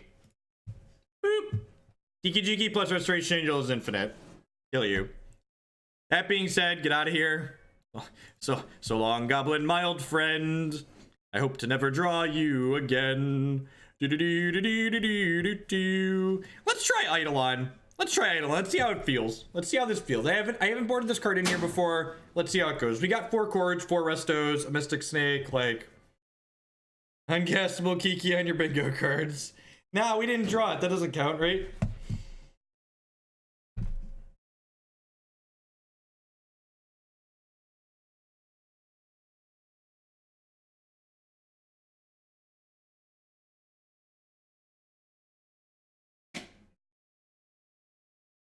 We have, that's true. We've definitely been running hot in the not drawing uncastable Kiki.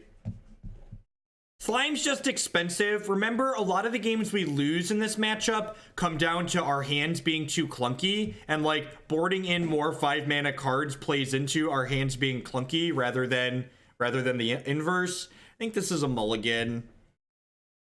The paths are pretty appealing, but like pathing my opponent while I'm on the draw kind of sucks. I kind of just want a 2-drop. We have so many 2-drops in this build. This hand's much better. Hey, Forg 1v3. Thank you very much for that Twitch Prime sub. I appreciate that. As always, subscriptions are the best way you can support what I do here. So we're going to fetch a breeding pool with this one, get our green count up, get a blue source, loop this out next turn.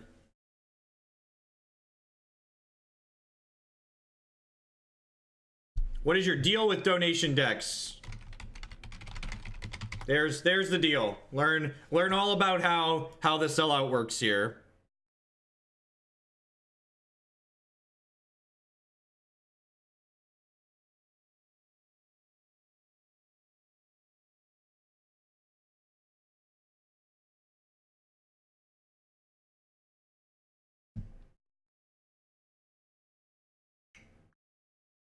Well, Collected Company is not a tutor. Collected Company is a high variance card that often rearranges the bottom 6 cards of your library. I always laugh when I see people building Collected Company decks without Chord of Calling in it, and they like have random one-ofs in their sideboard. It's like, you know, Collected Company's not a tutor, right? You know that it's not get your one-of bullet out of the sideboard. If you want to see a bullet, you should play 2 or 3 of them so you can company into them consistently.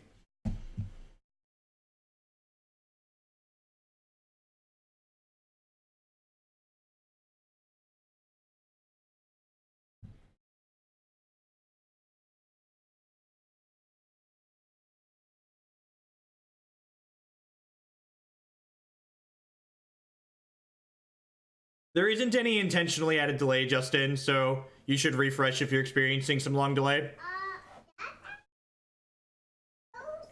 You want pretzels? On my hand. On my hand. Is there a bowl down here? There's a bowl under the couch.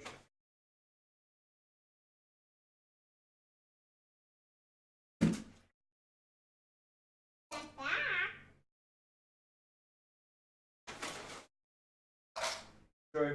Here's some pretzels. Yep. He's dead, Jim. Oh my god, that chin. Look, that chin. Look, that chin. Yeah, definitely, Rick. Look, that. This is that chin. So you have another 2-drop here? That's my pencil. Your what? Your pretzels? Your pretzels are on the couch. Grim Lavamancer, that's rude. That one's gotta go.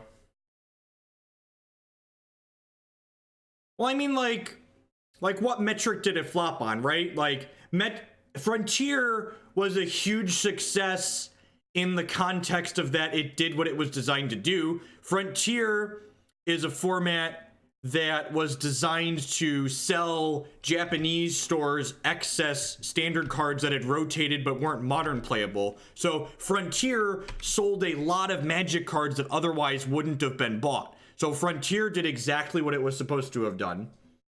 No, my fiber actually came back up midstream yesterday. I just didn't want to restart off the T-Mobile to jump back on the fiber.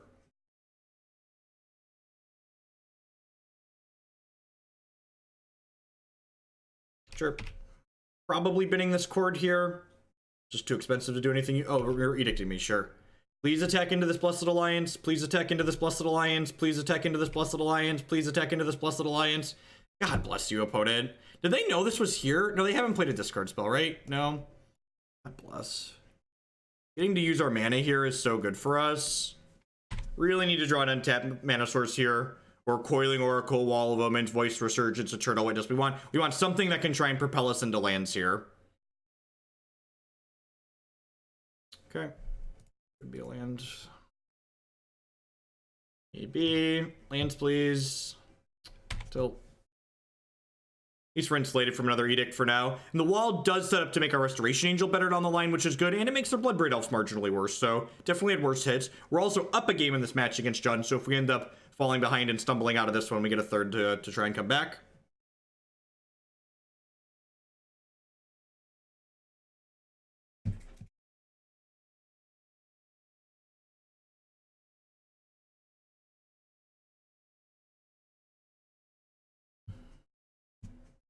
So when they plus this Liliana here, we're going to bin the Chord of Calling, just like infinitely away from casting that one. We don't even have a third green source right now.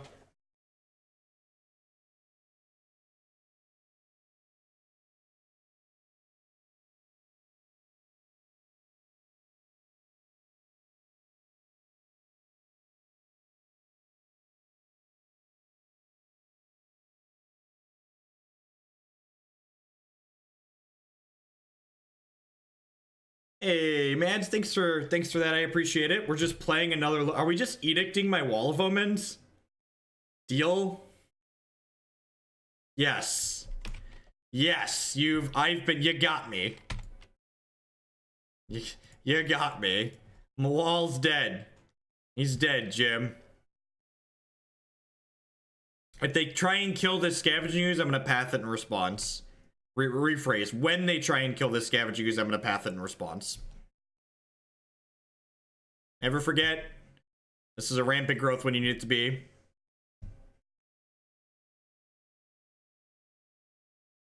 Still bidding the Chord of Calling if they plus the Liliana. If you sent me a message and I haven't responded if you didn't send me a message during this stream right now and I didn't respond to you, you should message me again because I must have missed it. I always try to respond to people at the end of every stream. Time permitting. Sometimes I can't do it right after, but at least once a day I check my messages. So if you message me on Twitter or DM me or whisper me on Twitch and I don't respond within 24 hours, you should message me again. Don't feel like you're bothering me. I'm human and I miss things. So if you message me and I didn't respond in 24 hours, you can and should message me again. Don't feel bad about doing that. I think I'm supposed to play this to try and propel myself to some lands here. I could also do another 2-drop to play out. That was just like the perfects. And now we get to bin Thragtusk to the Liliana plus, and then we can resto the Coiling Oracle next turn and try and claw back into this game. Really want to claw back into this game. Deal. They're gonna like play 2 kill spells here and then plus the Liliana with no cards. Ooh, just not doing anything. That's so good for us. That's so incredibly good for us, right? So like now I'm just doing this. I think because I'm gaining health here, I'm just gonna fetch shock so I can cast a Jace if I draw one. Play Swag Dadderson.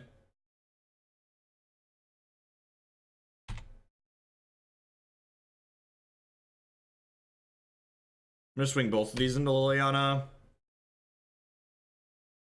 Would not be too... I would be surprised if they have removal. I feel like if they had removal here, they should have played it on their turn, right? That seems so loose. Opponent definitely messed that up. If they had a Terminate as their last card, they should have terminated the token on their turn and then plus the Liliana to take a card out of our hand. Are they just not plussing the Liliana again?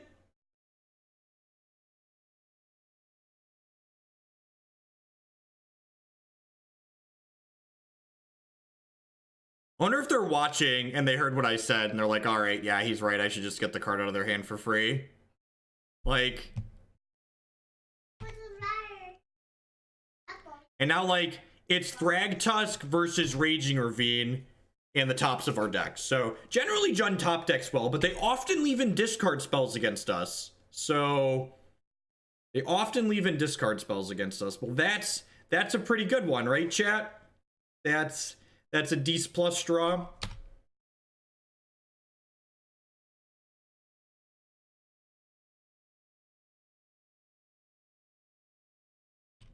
So this is going to be, assuming they draw a brick here, which they did, this is going to be Chord for Eternal Witness back my Restoration Angel my Eternal Witness, get my Chord of Calling back, and just like bury my opponent deep in a coffin in the ground.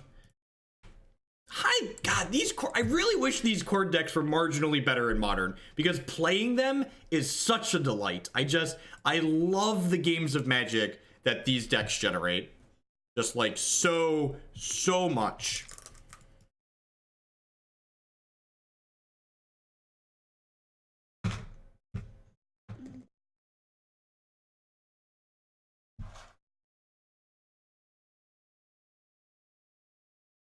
I think you're supposed to leave in discard against the Chord deck. I think you're supposed to leave in discard against the Chord deck as the Jund deck, but it doesn't feel good for you, but I think you're supposed to do it. So like, now my Chords turned into a 2/1, a 3/4 flyer, and it's still in my hand. So just like, and this is why normally decks don't want to get into top deck races against Jund, but like, Chord of Calling is such an insanely powerful top deck in this deck. Just bury them deep. And like, if I had a Kiki-Jiki in my deck, we'd be able to grind through them here, right? Like, we'd kill them next turn, but I did board out my Kiki-Jiki just for reference.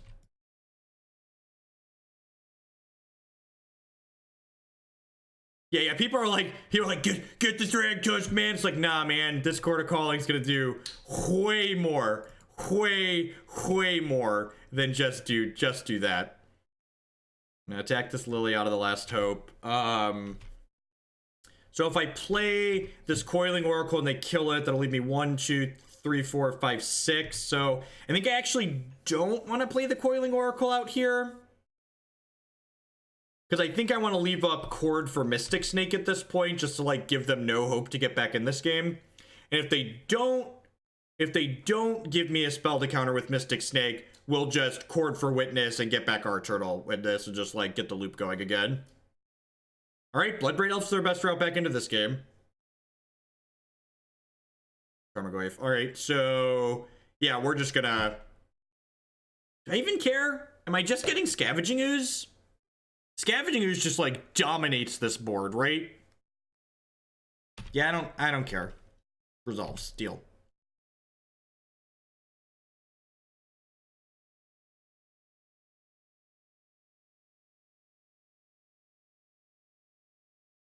I could have that just seems narrow. Like Scavenging Ooze is just gonna beat most of the things they get, right? Scavenging Ooze is just gonna be better than most of the things they can do.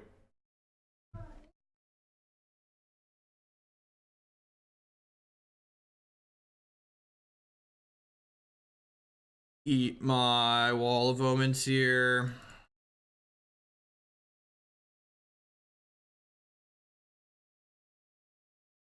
Because Kiki's in my sideboard. I boarded Kiki out because you usually don't need Kiki to win these games, as I'm hopefully proving right now.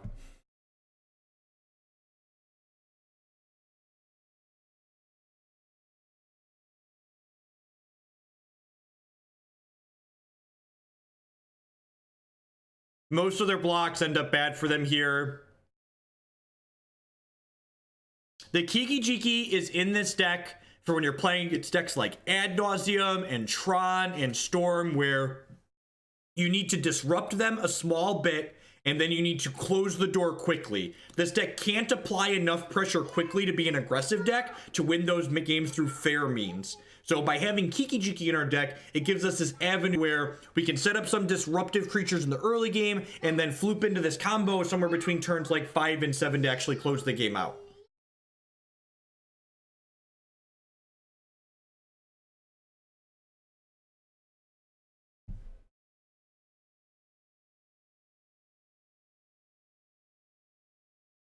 So there's 3 creatures in my bin.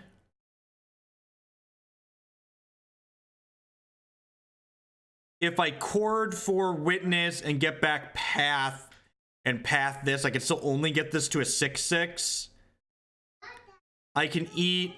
There's only 2 creatures overall, and there's 2 Lilianas overall, right? 1, 2, and then 3, 4. So if I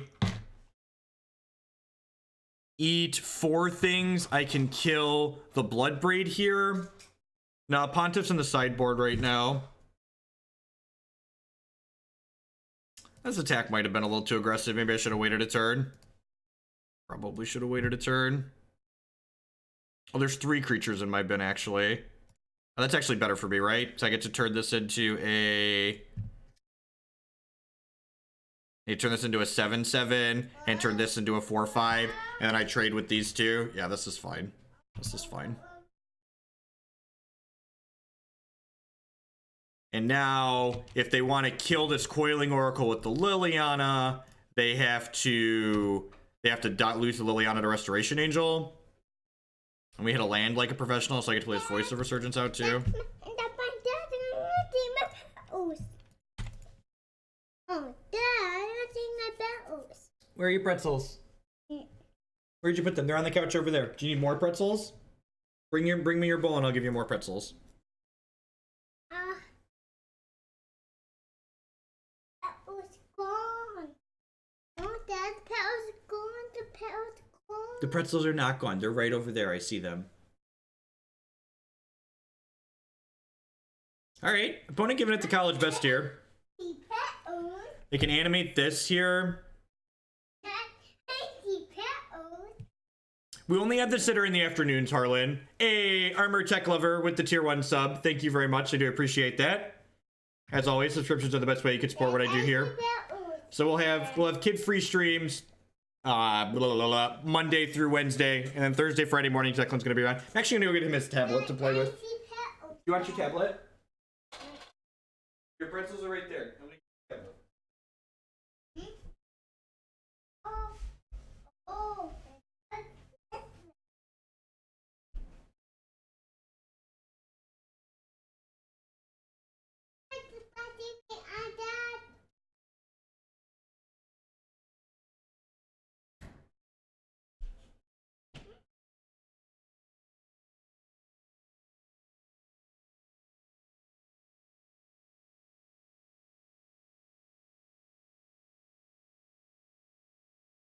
Just a second, it's gotta boot up. So we need to take this Lilion off the table, right? I think I also want to be able to chord for Eternal Witness this turn, though. Probably start that loop back up again. So I'm gonna go ahead and just smash everything into this Lilion of the Last Hope. There's my arm.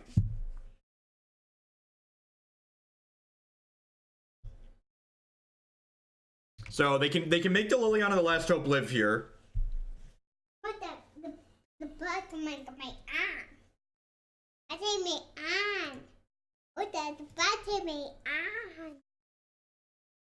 There you go. Play some games. Butt of my arm. So let's get rid of the front half of that. They're slugging through. Yeah, so the fact that maybe I'm supposed to hedge and not board Kiki out in this matchup. So if we would have left Kiki in our deck, we definitely could have killed them.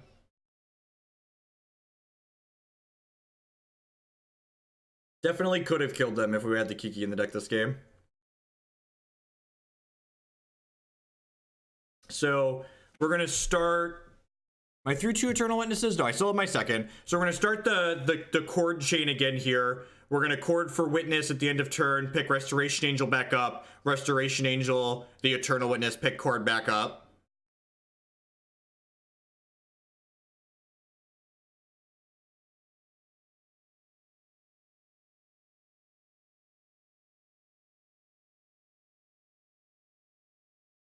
No, Storm's a good deck because it can play through Disruption.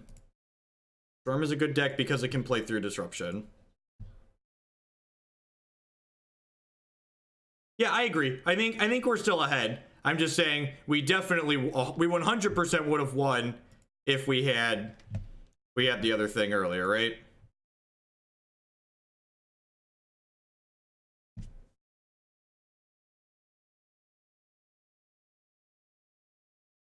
Because they don't have red mana, there aren't any good Flame Tongue Kavu effects in Modern.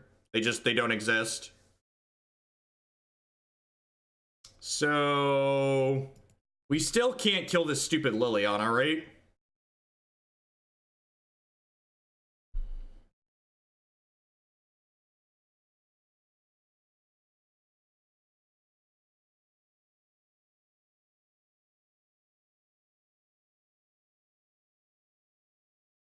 I don't know what specifically you're asking about, Altered State of Confusion. Midstream is not a good time to ask math questions. So I shouldn't have attacked with the voice because it has 0 power. The reason why I attacked with the voice is because I'm dumb and wasn't clicking. I should have unclicked. I clicked attack with all.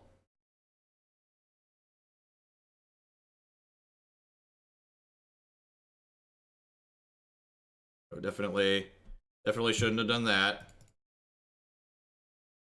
I'm gonna Resto, blink the Eternal Witness. Like I could and should have one more untapped creature here to chord with, is basically the end result. So I put myself down a creature. Oh, and you know what? This is actually a pretty big punt. I could have what's the word I'm searching for? I could have chorded for. I have one more Resto left in my deck, right? Actually, I'm only through 1 Resto, right? Yeah, there's 2 more Restoration Angels left in my deck. Let's just go ahead and pass here. And then when they go to Last Hope my Eternal Witness, I'll chord for another Restoration Angel.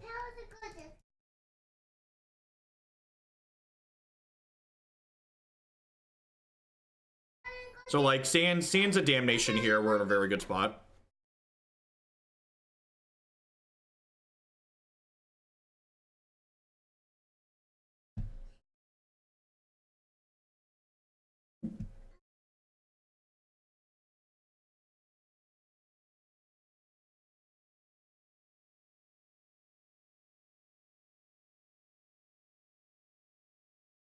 Okay, they're dead, Jim.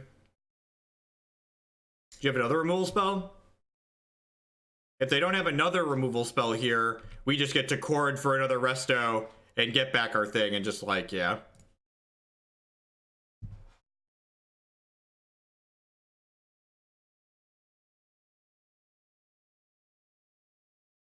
Does anyone believe me watching this game that you generally don't need Kiki to win this matchup? Like, is there anyone doubting that we generally don't need Kiki? Like, is this sufficient? Like, yeah, he's right. We probably don't need Kiki most of the time to win this.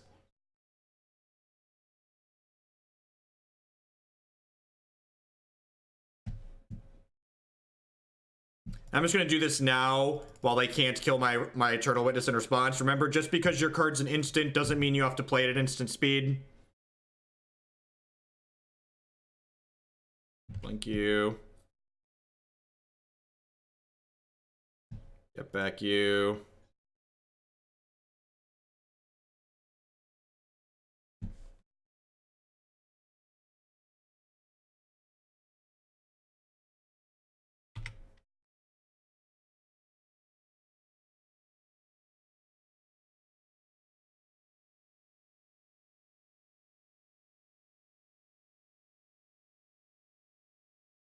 Could you imagine how much less value we'd have gotten this game if I'd have had a Kiki-Jiki and just combo killed them?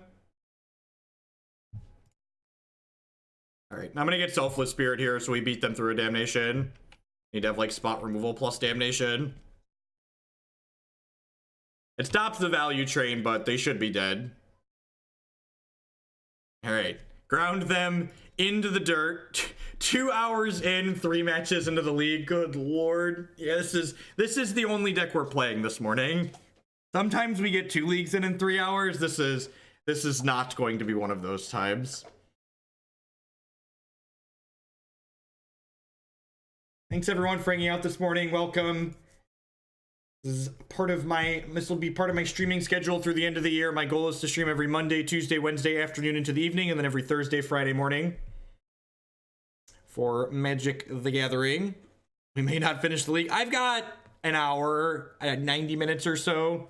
I have a hard stop at noon because Jake's bus gets here around noon, so I have to be out front to pick the 4-year-old up off the bus, but hopefully we can finish these last 2 matches in an hour.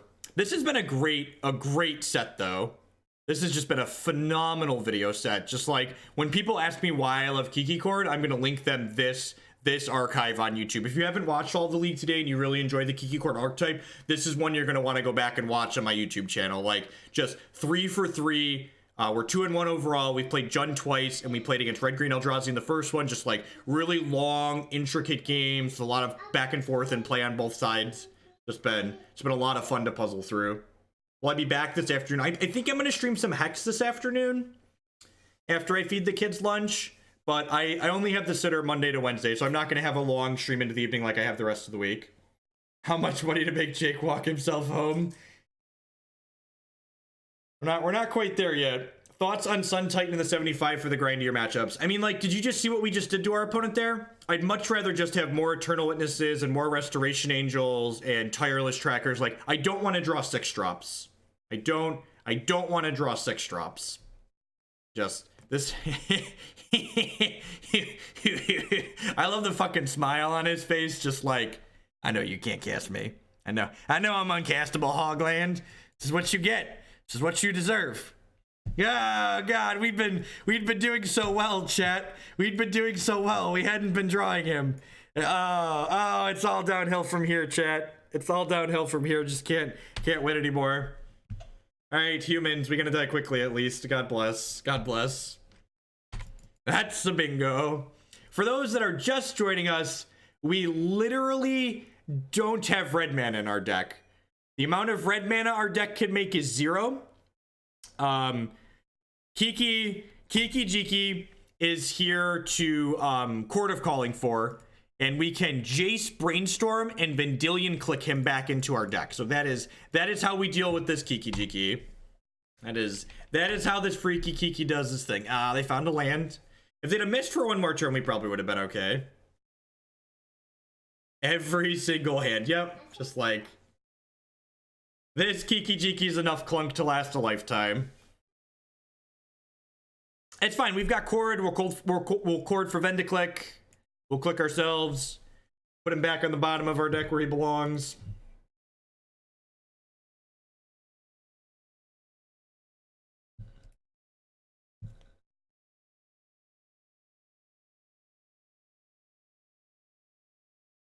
Let's get the Howl train rolling. Thanks for the cupcake bits. It's actually Christy's birthday today. Thank you, thank you, thank you. Oh, we're super dead, right? On a scale of 1 to super dead. Yeah, let's just pack it in.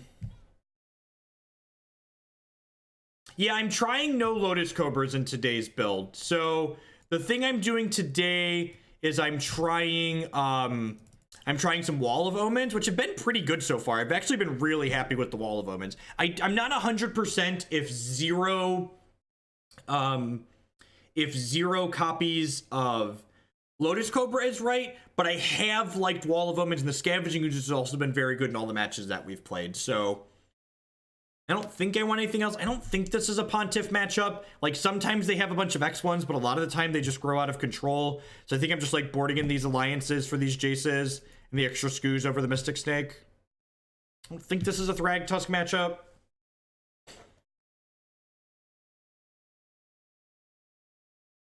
I think this is a Thragtusk matchup. This is definitely a matchup where the lack of engineered explosives in my sideboard hurts us. So, like, I'm choosing to hedge burn by playing Blessed Alliance, but this comes at the cost of being, like, marginally worse against humans and worse against merfolk and stuff like that.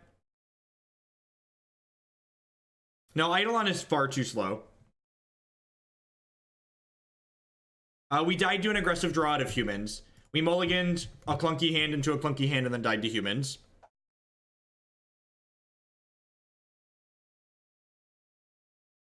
Yeah, with just like, I was very down on Wall of Omens in Modern for a very long time, but the fact that Bloodbraid Elf is a card now, and this makes Bloodbraid Elf just not a card, is very good. This hand is phenomenal. I really wish we had this hand for game 3, because this is the type of hand we're going to need to win on the draw, just like very fast play to the board, get a fast Chord of Calling.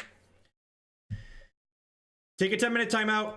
Come back when you can let me know why Eidolon of Rhetoric is good. So constructive feedback is encouraged and appreciated on this stream. Just telling me I'm wrong and saying Eidolon is good and disagreeing with me, you got to say why you disagree with me. You got to be like, Eidolon is good because, and then use your words like a big boy or girl. Put your big kid pants on.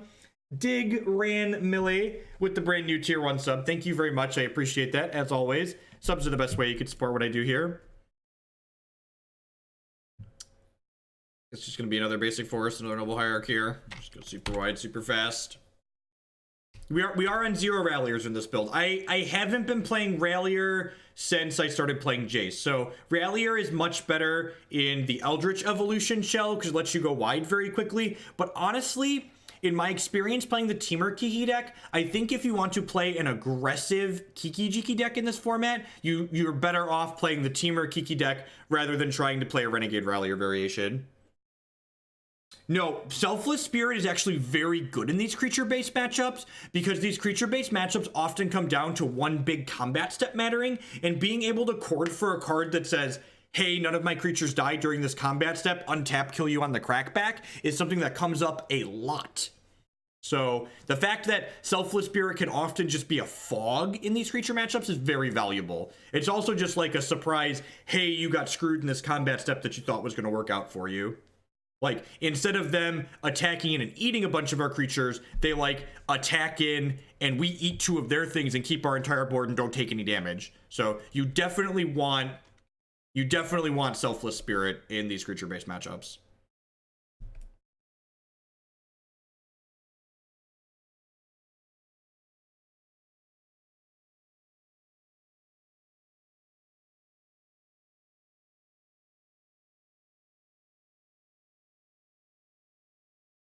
I did this to myself. I did this to myself. Hi-ho, the Cheerio. I did this to myself.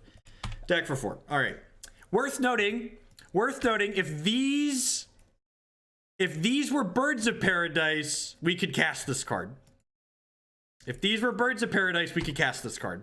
So just like things so we can kill them, right? This gets Restoration Angel, we cast our Kiki-Jiki, and we kill them. If only it were that easy, chat. If only it were that easy. Zoop zoop. You have a Mantis Rider, sure.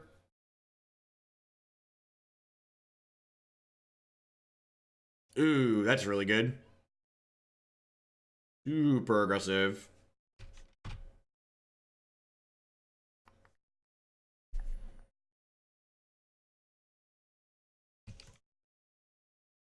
The nobles, yeah, the nobles are good. You should not play Birds of Paradise in this deck. I am a firm believer that the Coiling Oracle is better,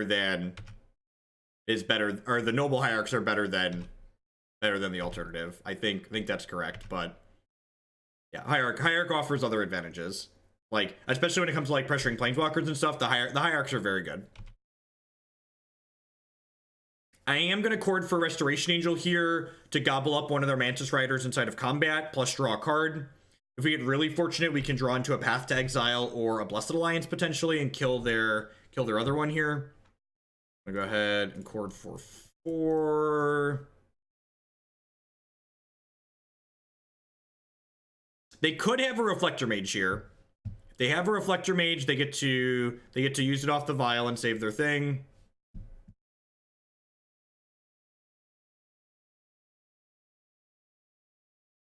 Eternal Witness is great.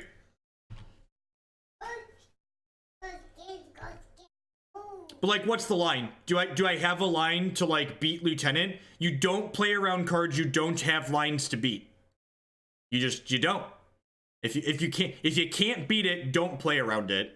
There's no reason. Why didn't we target? Because I don't have lands in my hand right now. So if I draw a land, I can just play it out. That's annoying.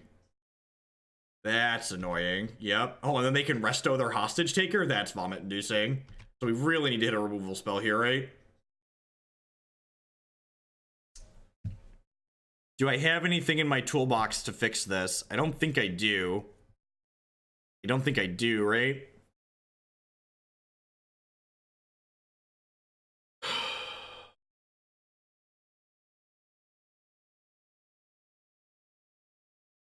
Blinking Oracle gives my opponent information about the cards that I have in my hand, chat. And if I don't have a land to play anyways, I should just blink the wall because I can just play the land next turn. There's a small upside with shock lands, but the downside of them... Hey, Enska with the tier 1 sub. Thank you very much. I appreciate that. As always, that's the best way you can support what I do here. What are my lines? I don't have a Reflector Mage of my own. No, we've got lines here. We could attack with the snake. We could definitely, I could attack with a voice, right? Voice is a 5-power guy. 5-power creature.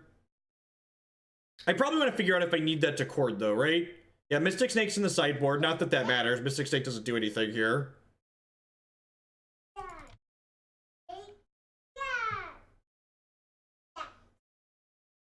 No, I don't think so. I think most of the time that creature removal is just bad in my experience.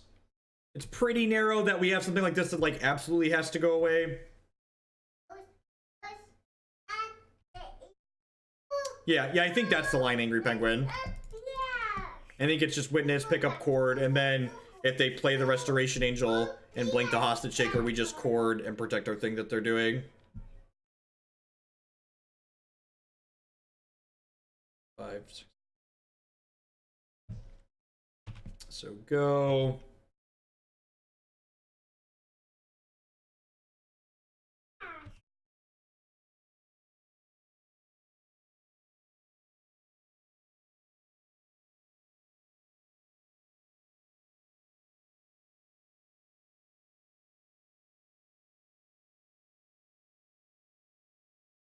Yeah, I believe it still has Flash. You may cast that card for as long as it remains exiled. Yeah, it definitely has Flash.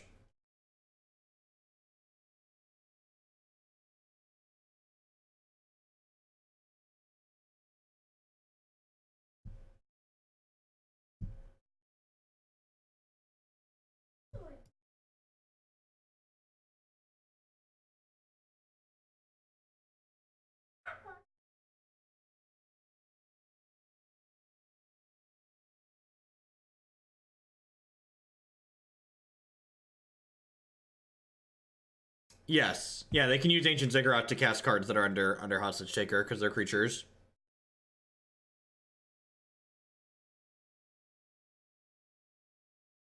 So. And this is definitely a matchup where, like I said, the lack of Engineering Explosives is bad. I only have 3 Path to Exiles in this configuration, so like a 4th Path is very valuable. Like the lack of spot removal is bad against the decks you need spot removal against, right? Like I don't think the answer is like play awkward cards like Reflector Mage or Fiend Hunter. I think you just, if you feel like you're going to need more spot removal, you should just put more spot removal in the deck. Is what I would recommend doing.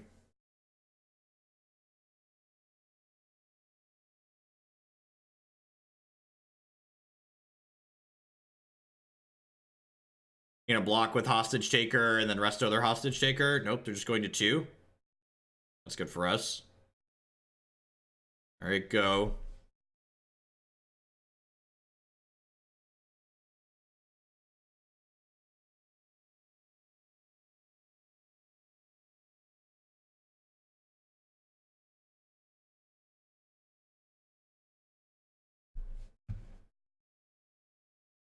Just still don't have any good choices, right?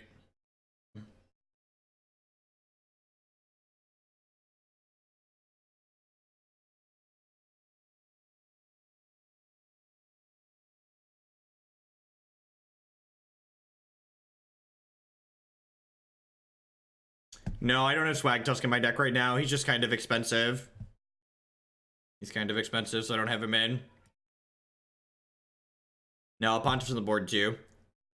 Because usually it's not good at killing their things. Like, this board's a good example of, like, can't kill their stuff.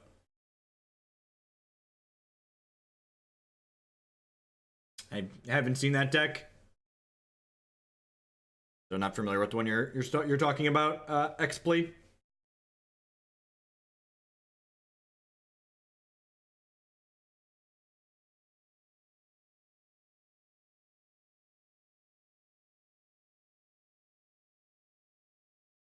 Do I want to gain 3 with the Selfless Spirit? I don't think so. They're at 2, so the Selfless Spirit's a lethal threat, right?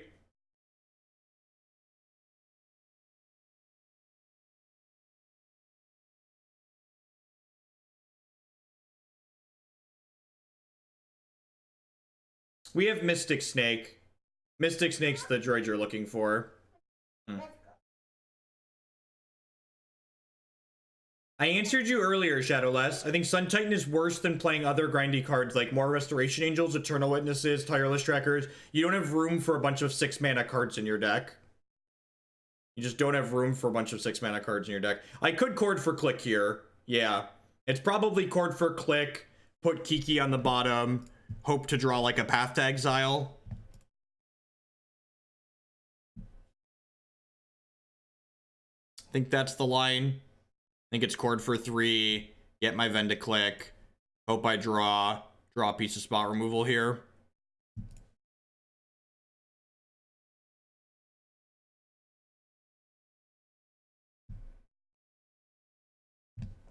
All right.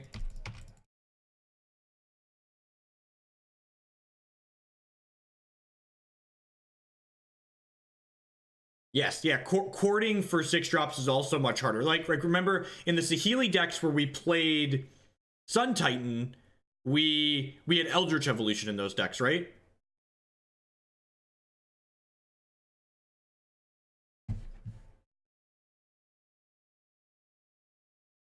So there's a big difference between Eldritch Evolutioning into a 6-drop and courting for a 6-drop.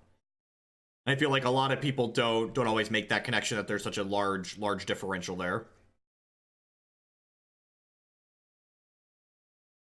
So we're definitely behind here because of this Hostage Taker being very powerful, but we're in this game still. Yeah, Township would be a nuts draw. So if I don't block here, I die to Kessig Malcontents, but I think I'm fine with that. I think I'm fine just being dead to Kessig. Kill me. Yeah, Rallier makes very large amounts of mana too. That is also true. Also very, very true.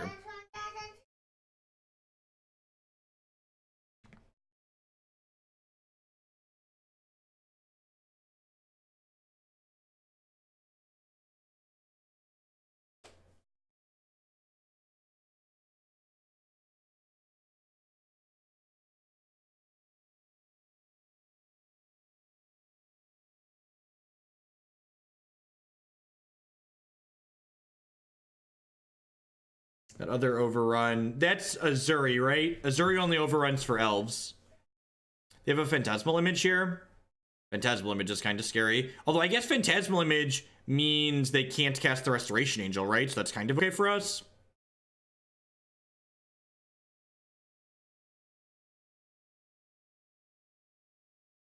And remember, one of the tough things to do when you're building a toolbox deck is, like, it's really easy to pick up corner case situations where you're like, I really wish I had card X because it would win this specific situation. But the card you have to ask yourself is, how often am I going to be in this situation in a real game of Magic? Great, yep, that happened. So they're just dead to removal now, right? If they don't have another flyer. Oh, no, that's not true. They have this. I'm a liar. They have this. They have 2 flyers. Ignore me. Ignore Hogland. He's crazy. That's probably going to be dead, right? They get to click me here. Yeah, just pack it in. Well played by the opponent. Hostage Shaker is just too strong there. And then game 1, we just clunked up a little too bit. I think there's definitely a strong argument to be made for just play 4 Path to Exiles in your core deck and probably some copies of Engineer Explosives. Honestly, with Clique and Mystic Snake and Eidolon and Kambal and like this to blow up Tron lands, these 3 negates in the board might be overkill. You might only need 1 or 2 of these, if any. And honestly, this deck is built to grind so well that the 3rd Jace in the board could potentially be overkill as well. So we're 2-2 here. We lost a really close set to a Jund deck earlier. We just lost that match to Human, so hopefully we can finish 3-2 and catch the league here. Easy mulligan, colorless land, triple green spells, double blue spells, green white spells. You know, just the usual. Yeah, exactly. Like, I think, like I said, like, that's why I want to focus on, like, I don't want to focus on, like, narrow cards, but, like, more generic cards, like, should I be playing a 4th Path to Exile? Is probably like, yeah, I should probably have a 4th Path to Exile in my deck. I could probably stand to play Engineered Explosives, right? Maybe Eldrazi? I bottom that land there just because we have so many mana sources in our deck that, like, I'd like to kind of, like, bottom aggressively towards finding, like, Noble Hierarchs or Coiling Oracles or something like that. Living End. Ooh, this is going to be a tough matchup. I guess I have a bunch of Scavenging Oozes. I have an Eidolon post board, but it's tough to get to those powerful hate cards quickly without Eldritch Evolution. This is a matchup where the negates will hopefully be useful. You do get to board those in.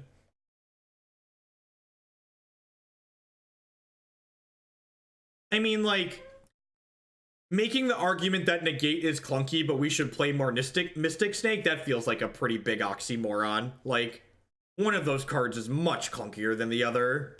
One of those cards is just, like, infinitely more clunky, and it's not negate.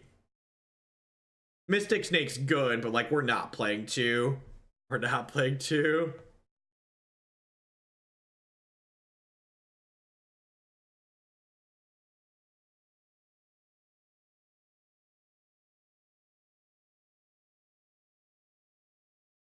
This is really aggressive. Okay. They're putting, is this 10 power into play? 10 power. We might be able to play through 10 power, especially if we draw a path.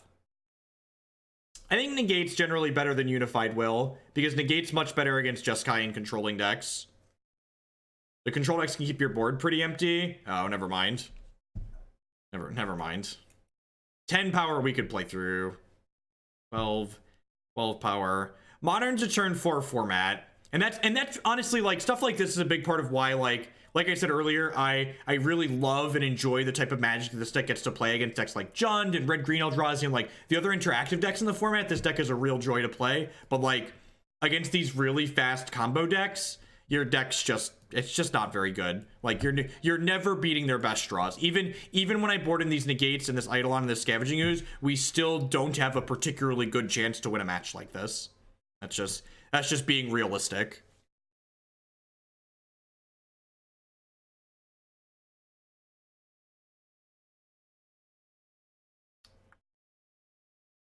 So do I want to cut here? I think I want to cut a resto. I think I want my combo stuff. I don't think I can trim the Clique if I'm leaving Kiki in, and I think I want the combo in this matchup.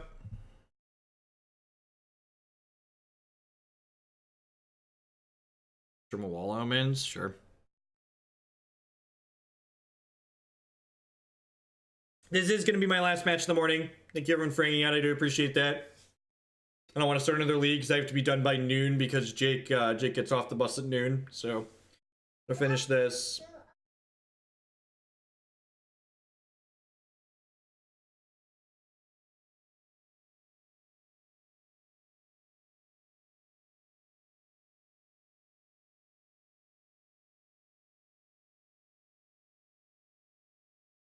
Yeah, it's just one of those weird rules things. No, I don't want to sideboard and rip in my Voice of Resurgence Eternal Witness deck. I don't. That doesn't sound like a particularly engaging or good plan for me. Yeah. Rip stops our voices from making tokens. Like, it shuts off. Rip is a card that people occasionally board in against us. And again, just like this is modern, right? This is a tier 2.5, tier 3 deck in modern. You're gonna have matches where you're competitive, like playing against Jund and Jeskai and the Eldrazi variations, and you're gonna have matchups like these fast combo decks where just like you're basically just dead in the water. And if you're not okay with that, like you really just can't play modern, and that's okay. It's a feature of the format. It's not a bug. It's card game. You're playing card games. No, it's a card game. It's installing. A no card game. A no card game. A no card. Oh, there you go again. There you go. Oh. You gonna feed him candy? Whoa. So that's good to. Ew.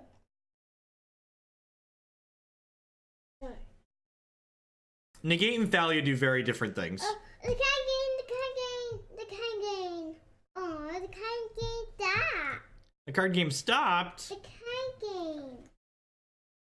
What is wrong?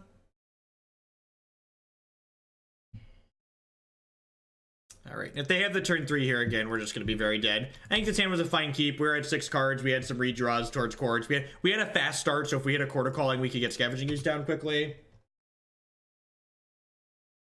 Okay, the card game's gonna go. What? There you go. Enjoy. No, the Your card game, yep.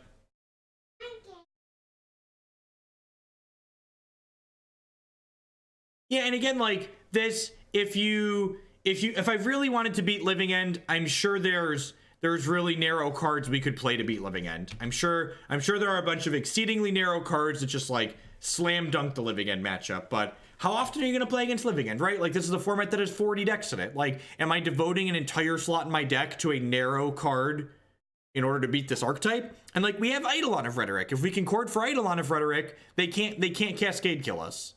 If we get Scavenging Ooze down early, we can just eat their graveyard. So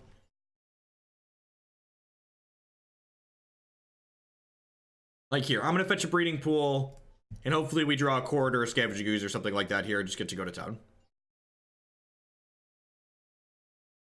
No, Mirror Entity's not good against mid-range decks because Mirror Entity is a very narrow card.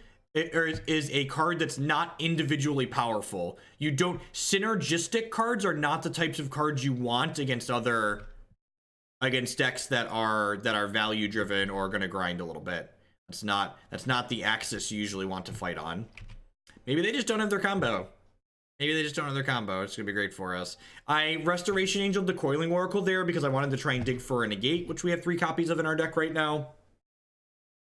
They get to block here and blow up one of my lands. That's what it is.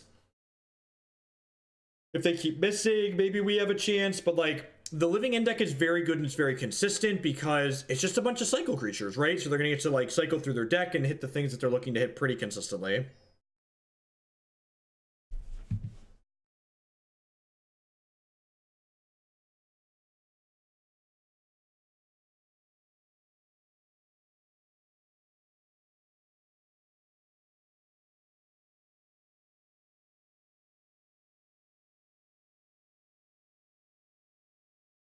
Am I dead yet? Please just cycle some poopers and pass.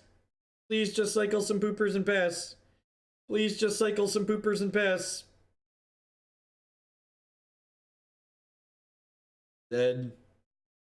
Oh, we're not dead yet. We're not dead yet, chat. No, you could not. That does not work how that is not how that works, Ectomaniac. So playing the Restoration Angel aggressively, looking for the Negate is bad against Shriekmaw. Confirmed bad there. So it's gonna be 1, 2, 3, 4, 5, 6, 7, 8. So we're gonna put them 4 next turn. I'm gonna grab a Hallowed Fountain out of my deck here. Hoping to draw a live one. Drawn a lot of lands this game.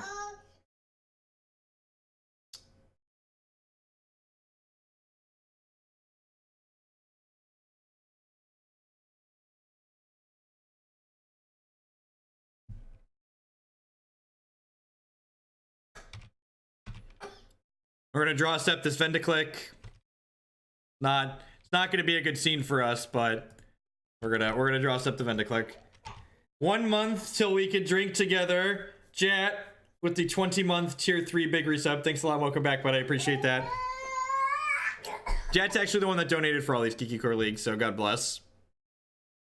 Click draw step does potentially get rid of Demonic Dredge. You are correct. Does not interact with Violent Outburst, and it doesn't interact if they just cycle into it, but this is what I've got. These are my cards. I'm just gonna play them out here. Cross our fingers and hope for the best here. Click now. Oh yeah, you're right. I should click right away, right? Their hand is rancid. Just rancid, stinky, poopy garbage fire. God bless. All right.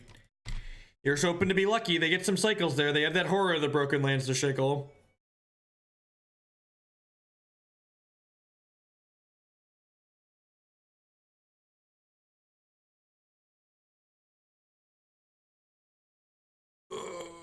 They're going to be dead on board.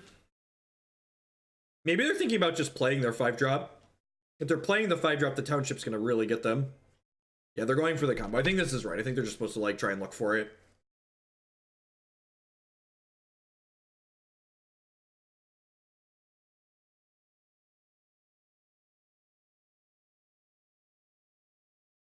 I've got plenty of time for the bus. It's only 11 a.m. here. You made me worry, had me double check, but yeah, it's only 11 a.m. I've got 50 minutes.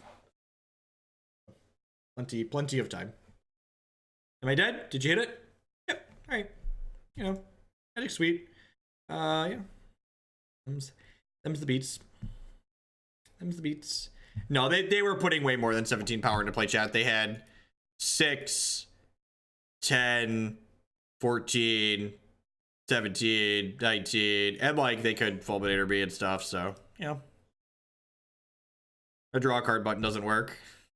So I really like Wall of Omens in this deck list today. The only little detail that I really didn't care for was like the lack of path to exiles. If I was gonna play this deck again, I would definitely have more paths than 75. I don't know. Oh, huh. Oh no, yeah, they did have Fairy Macabre, right? Yeah, you're right, so that wouldn't have mattered. Oh, and Shriekmaw. Yeah, they had Shriekmaw, it just really didn't matter. This one's was very long. Go ahead. You gotta play through the story, dude. You gotta go in order. So I would play more paths. I think this many negates is silly. I think this third Jace is probably silly.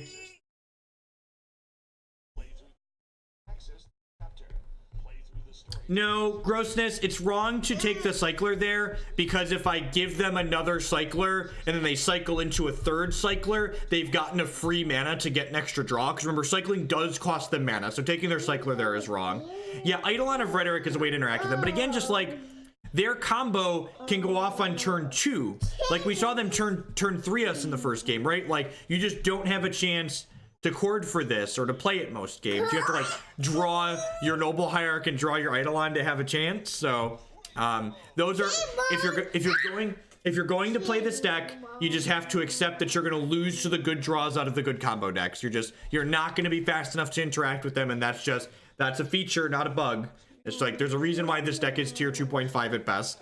It's a real gas to play, though. If you missed the first 3 matches that we played today, they were just like great matches of Magic. We played against Red Green Eldrazi, we played against Jund twice. Just like, I think we spent an hour and 45 minutes playing the first 3 matches of this league. Just like three game sets for most of them, and just like a lot of back and forth and good lines. So if you didn't catch all of this, be sure to catch it on my YouTube channel later. This is a long video. It's 2.5 hours, so it's probably not going to be live for 45 minutes to an hour.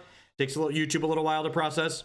At any rate, I will catch all y'all around later, and we have another chord deck in the donation queue, so I'll probably make some changes to this and try it again here soon. No, we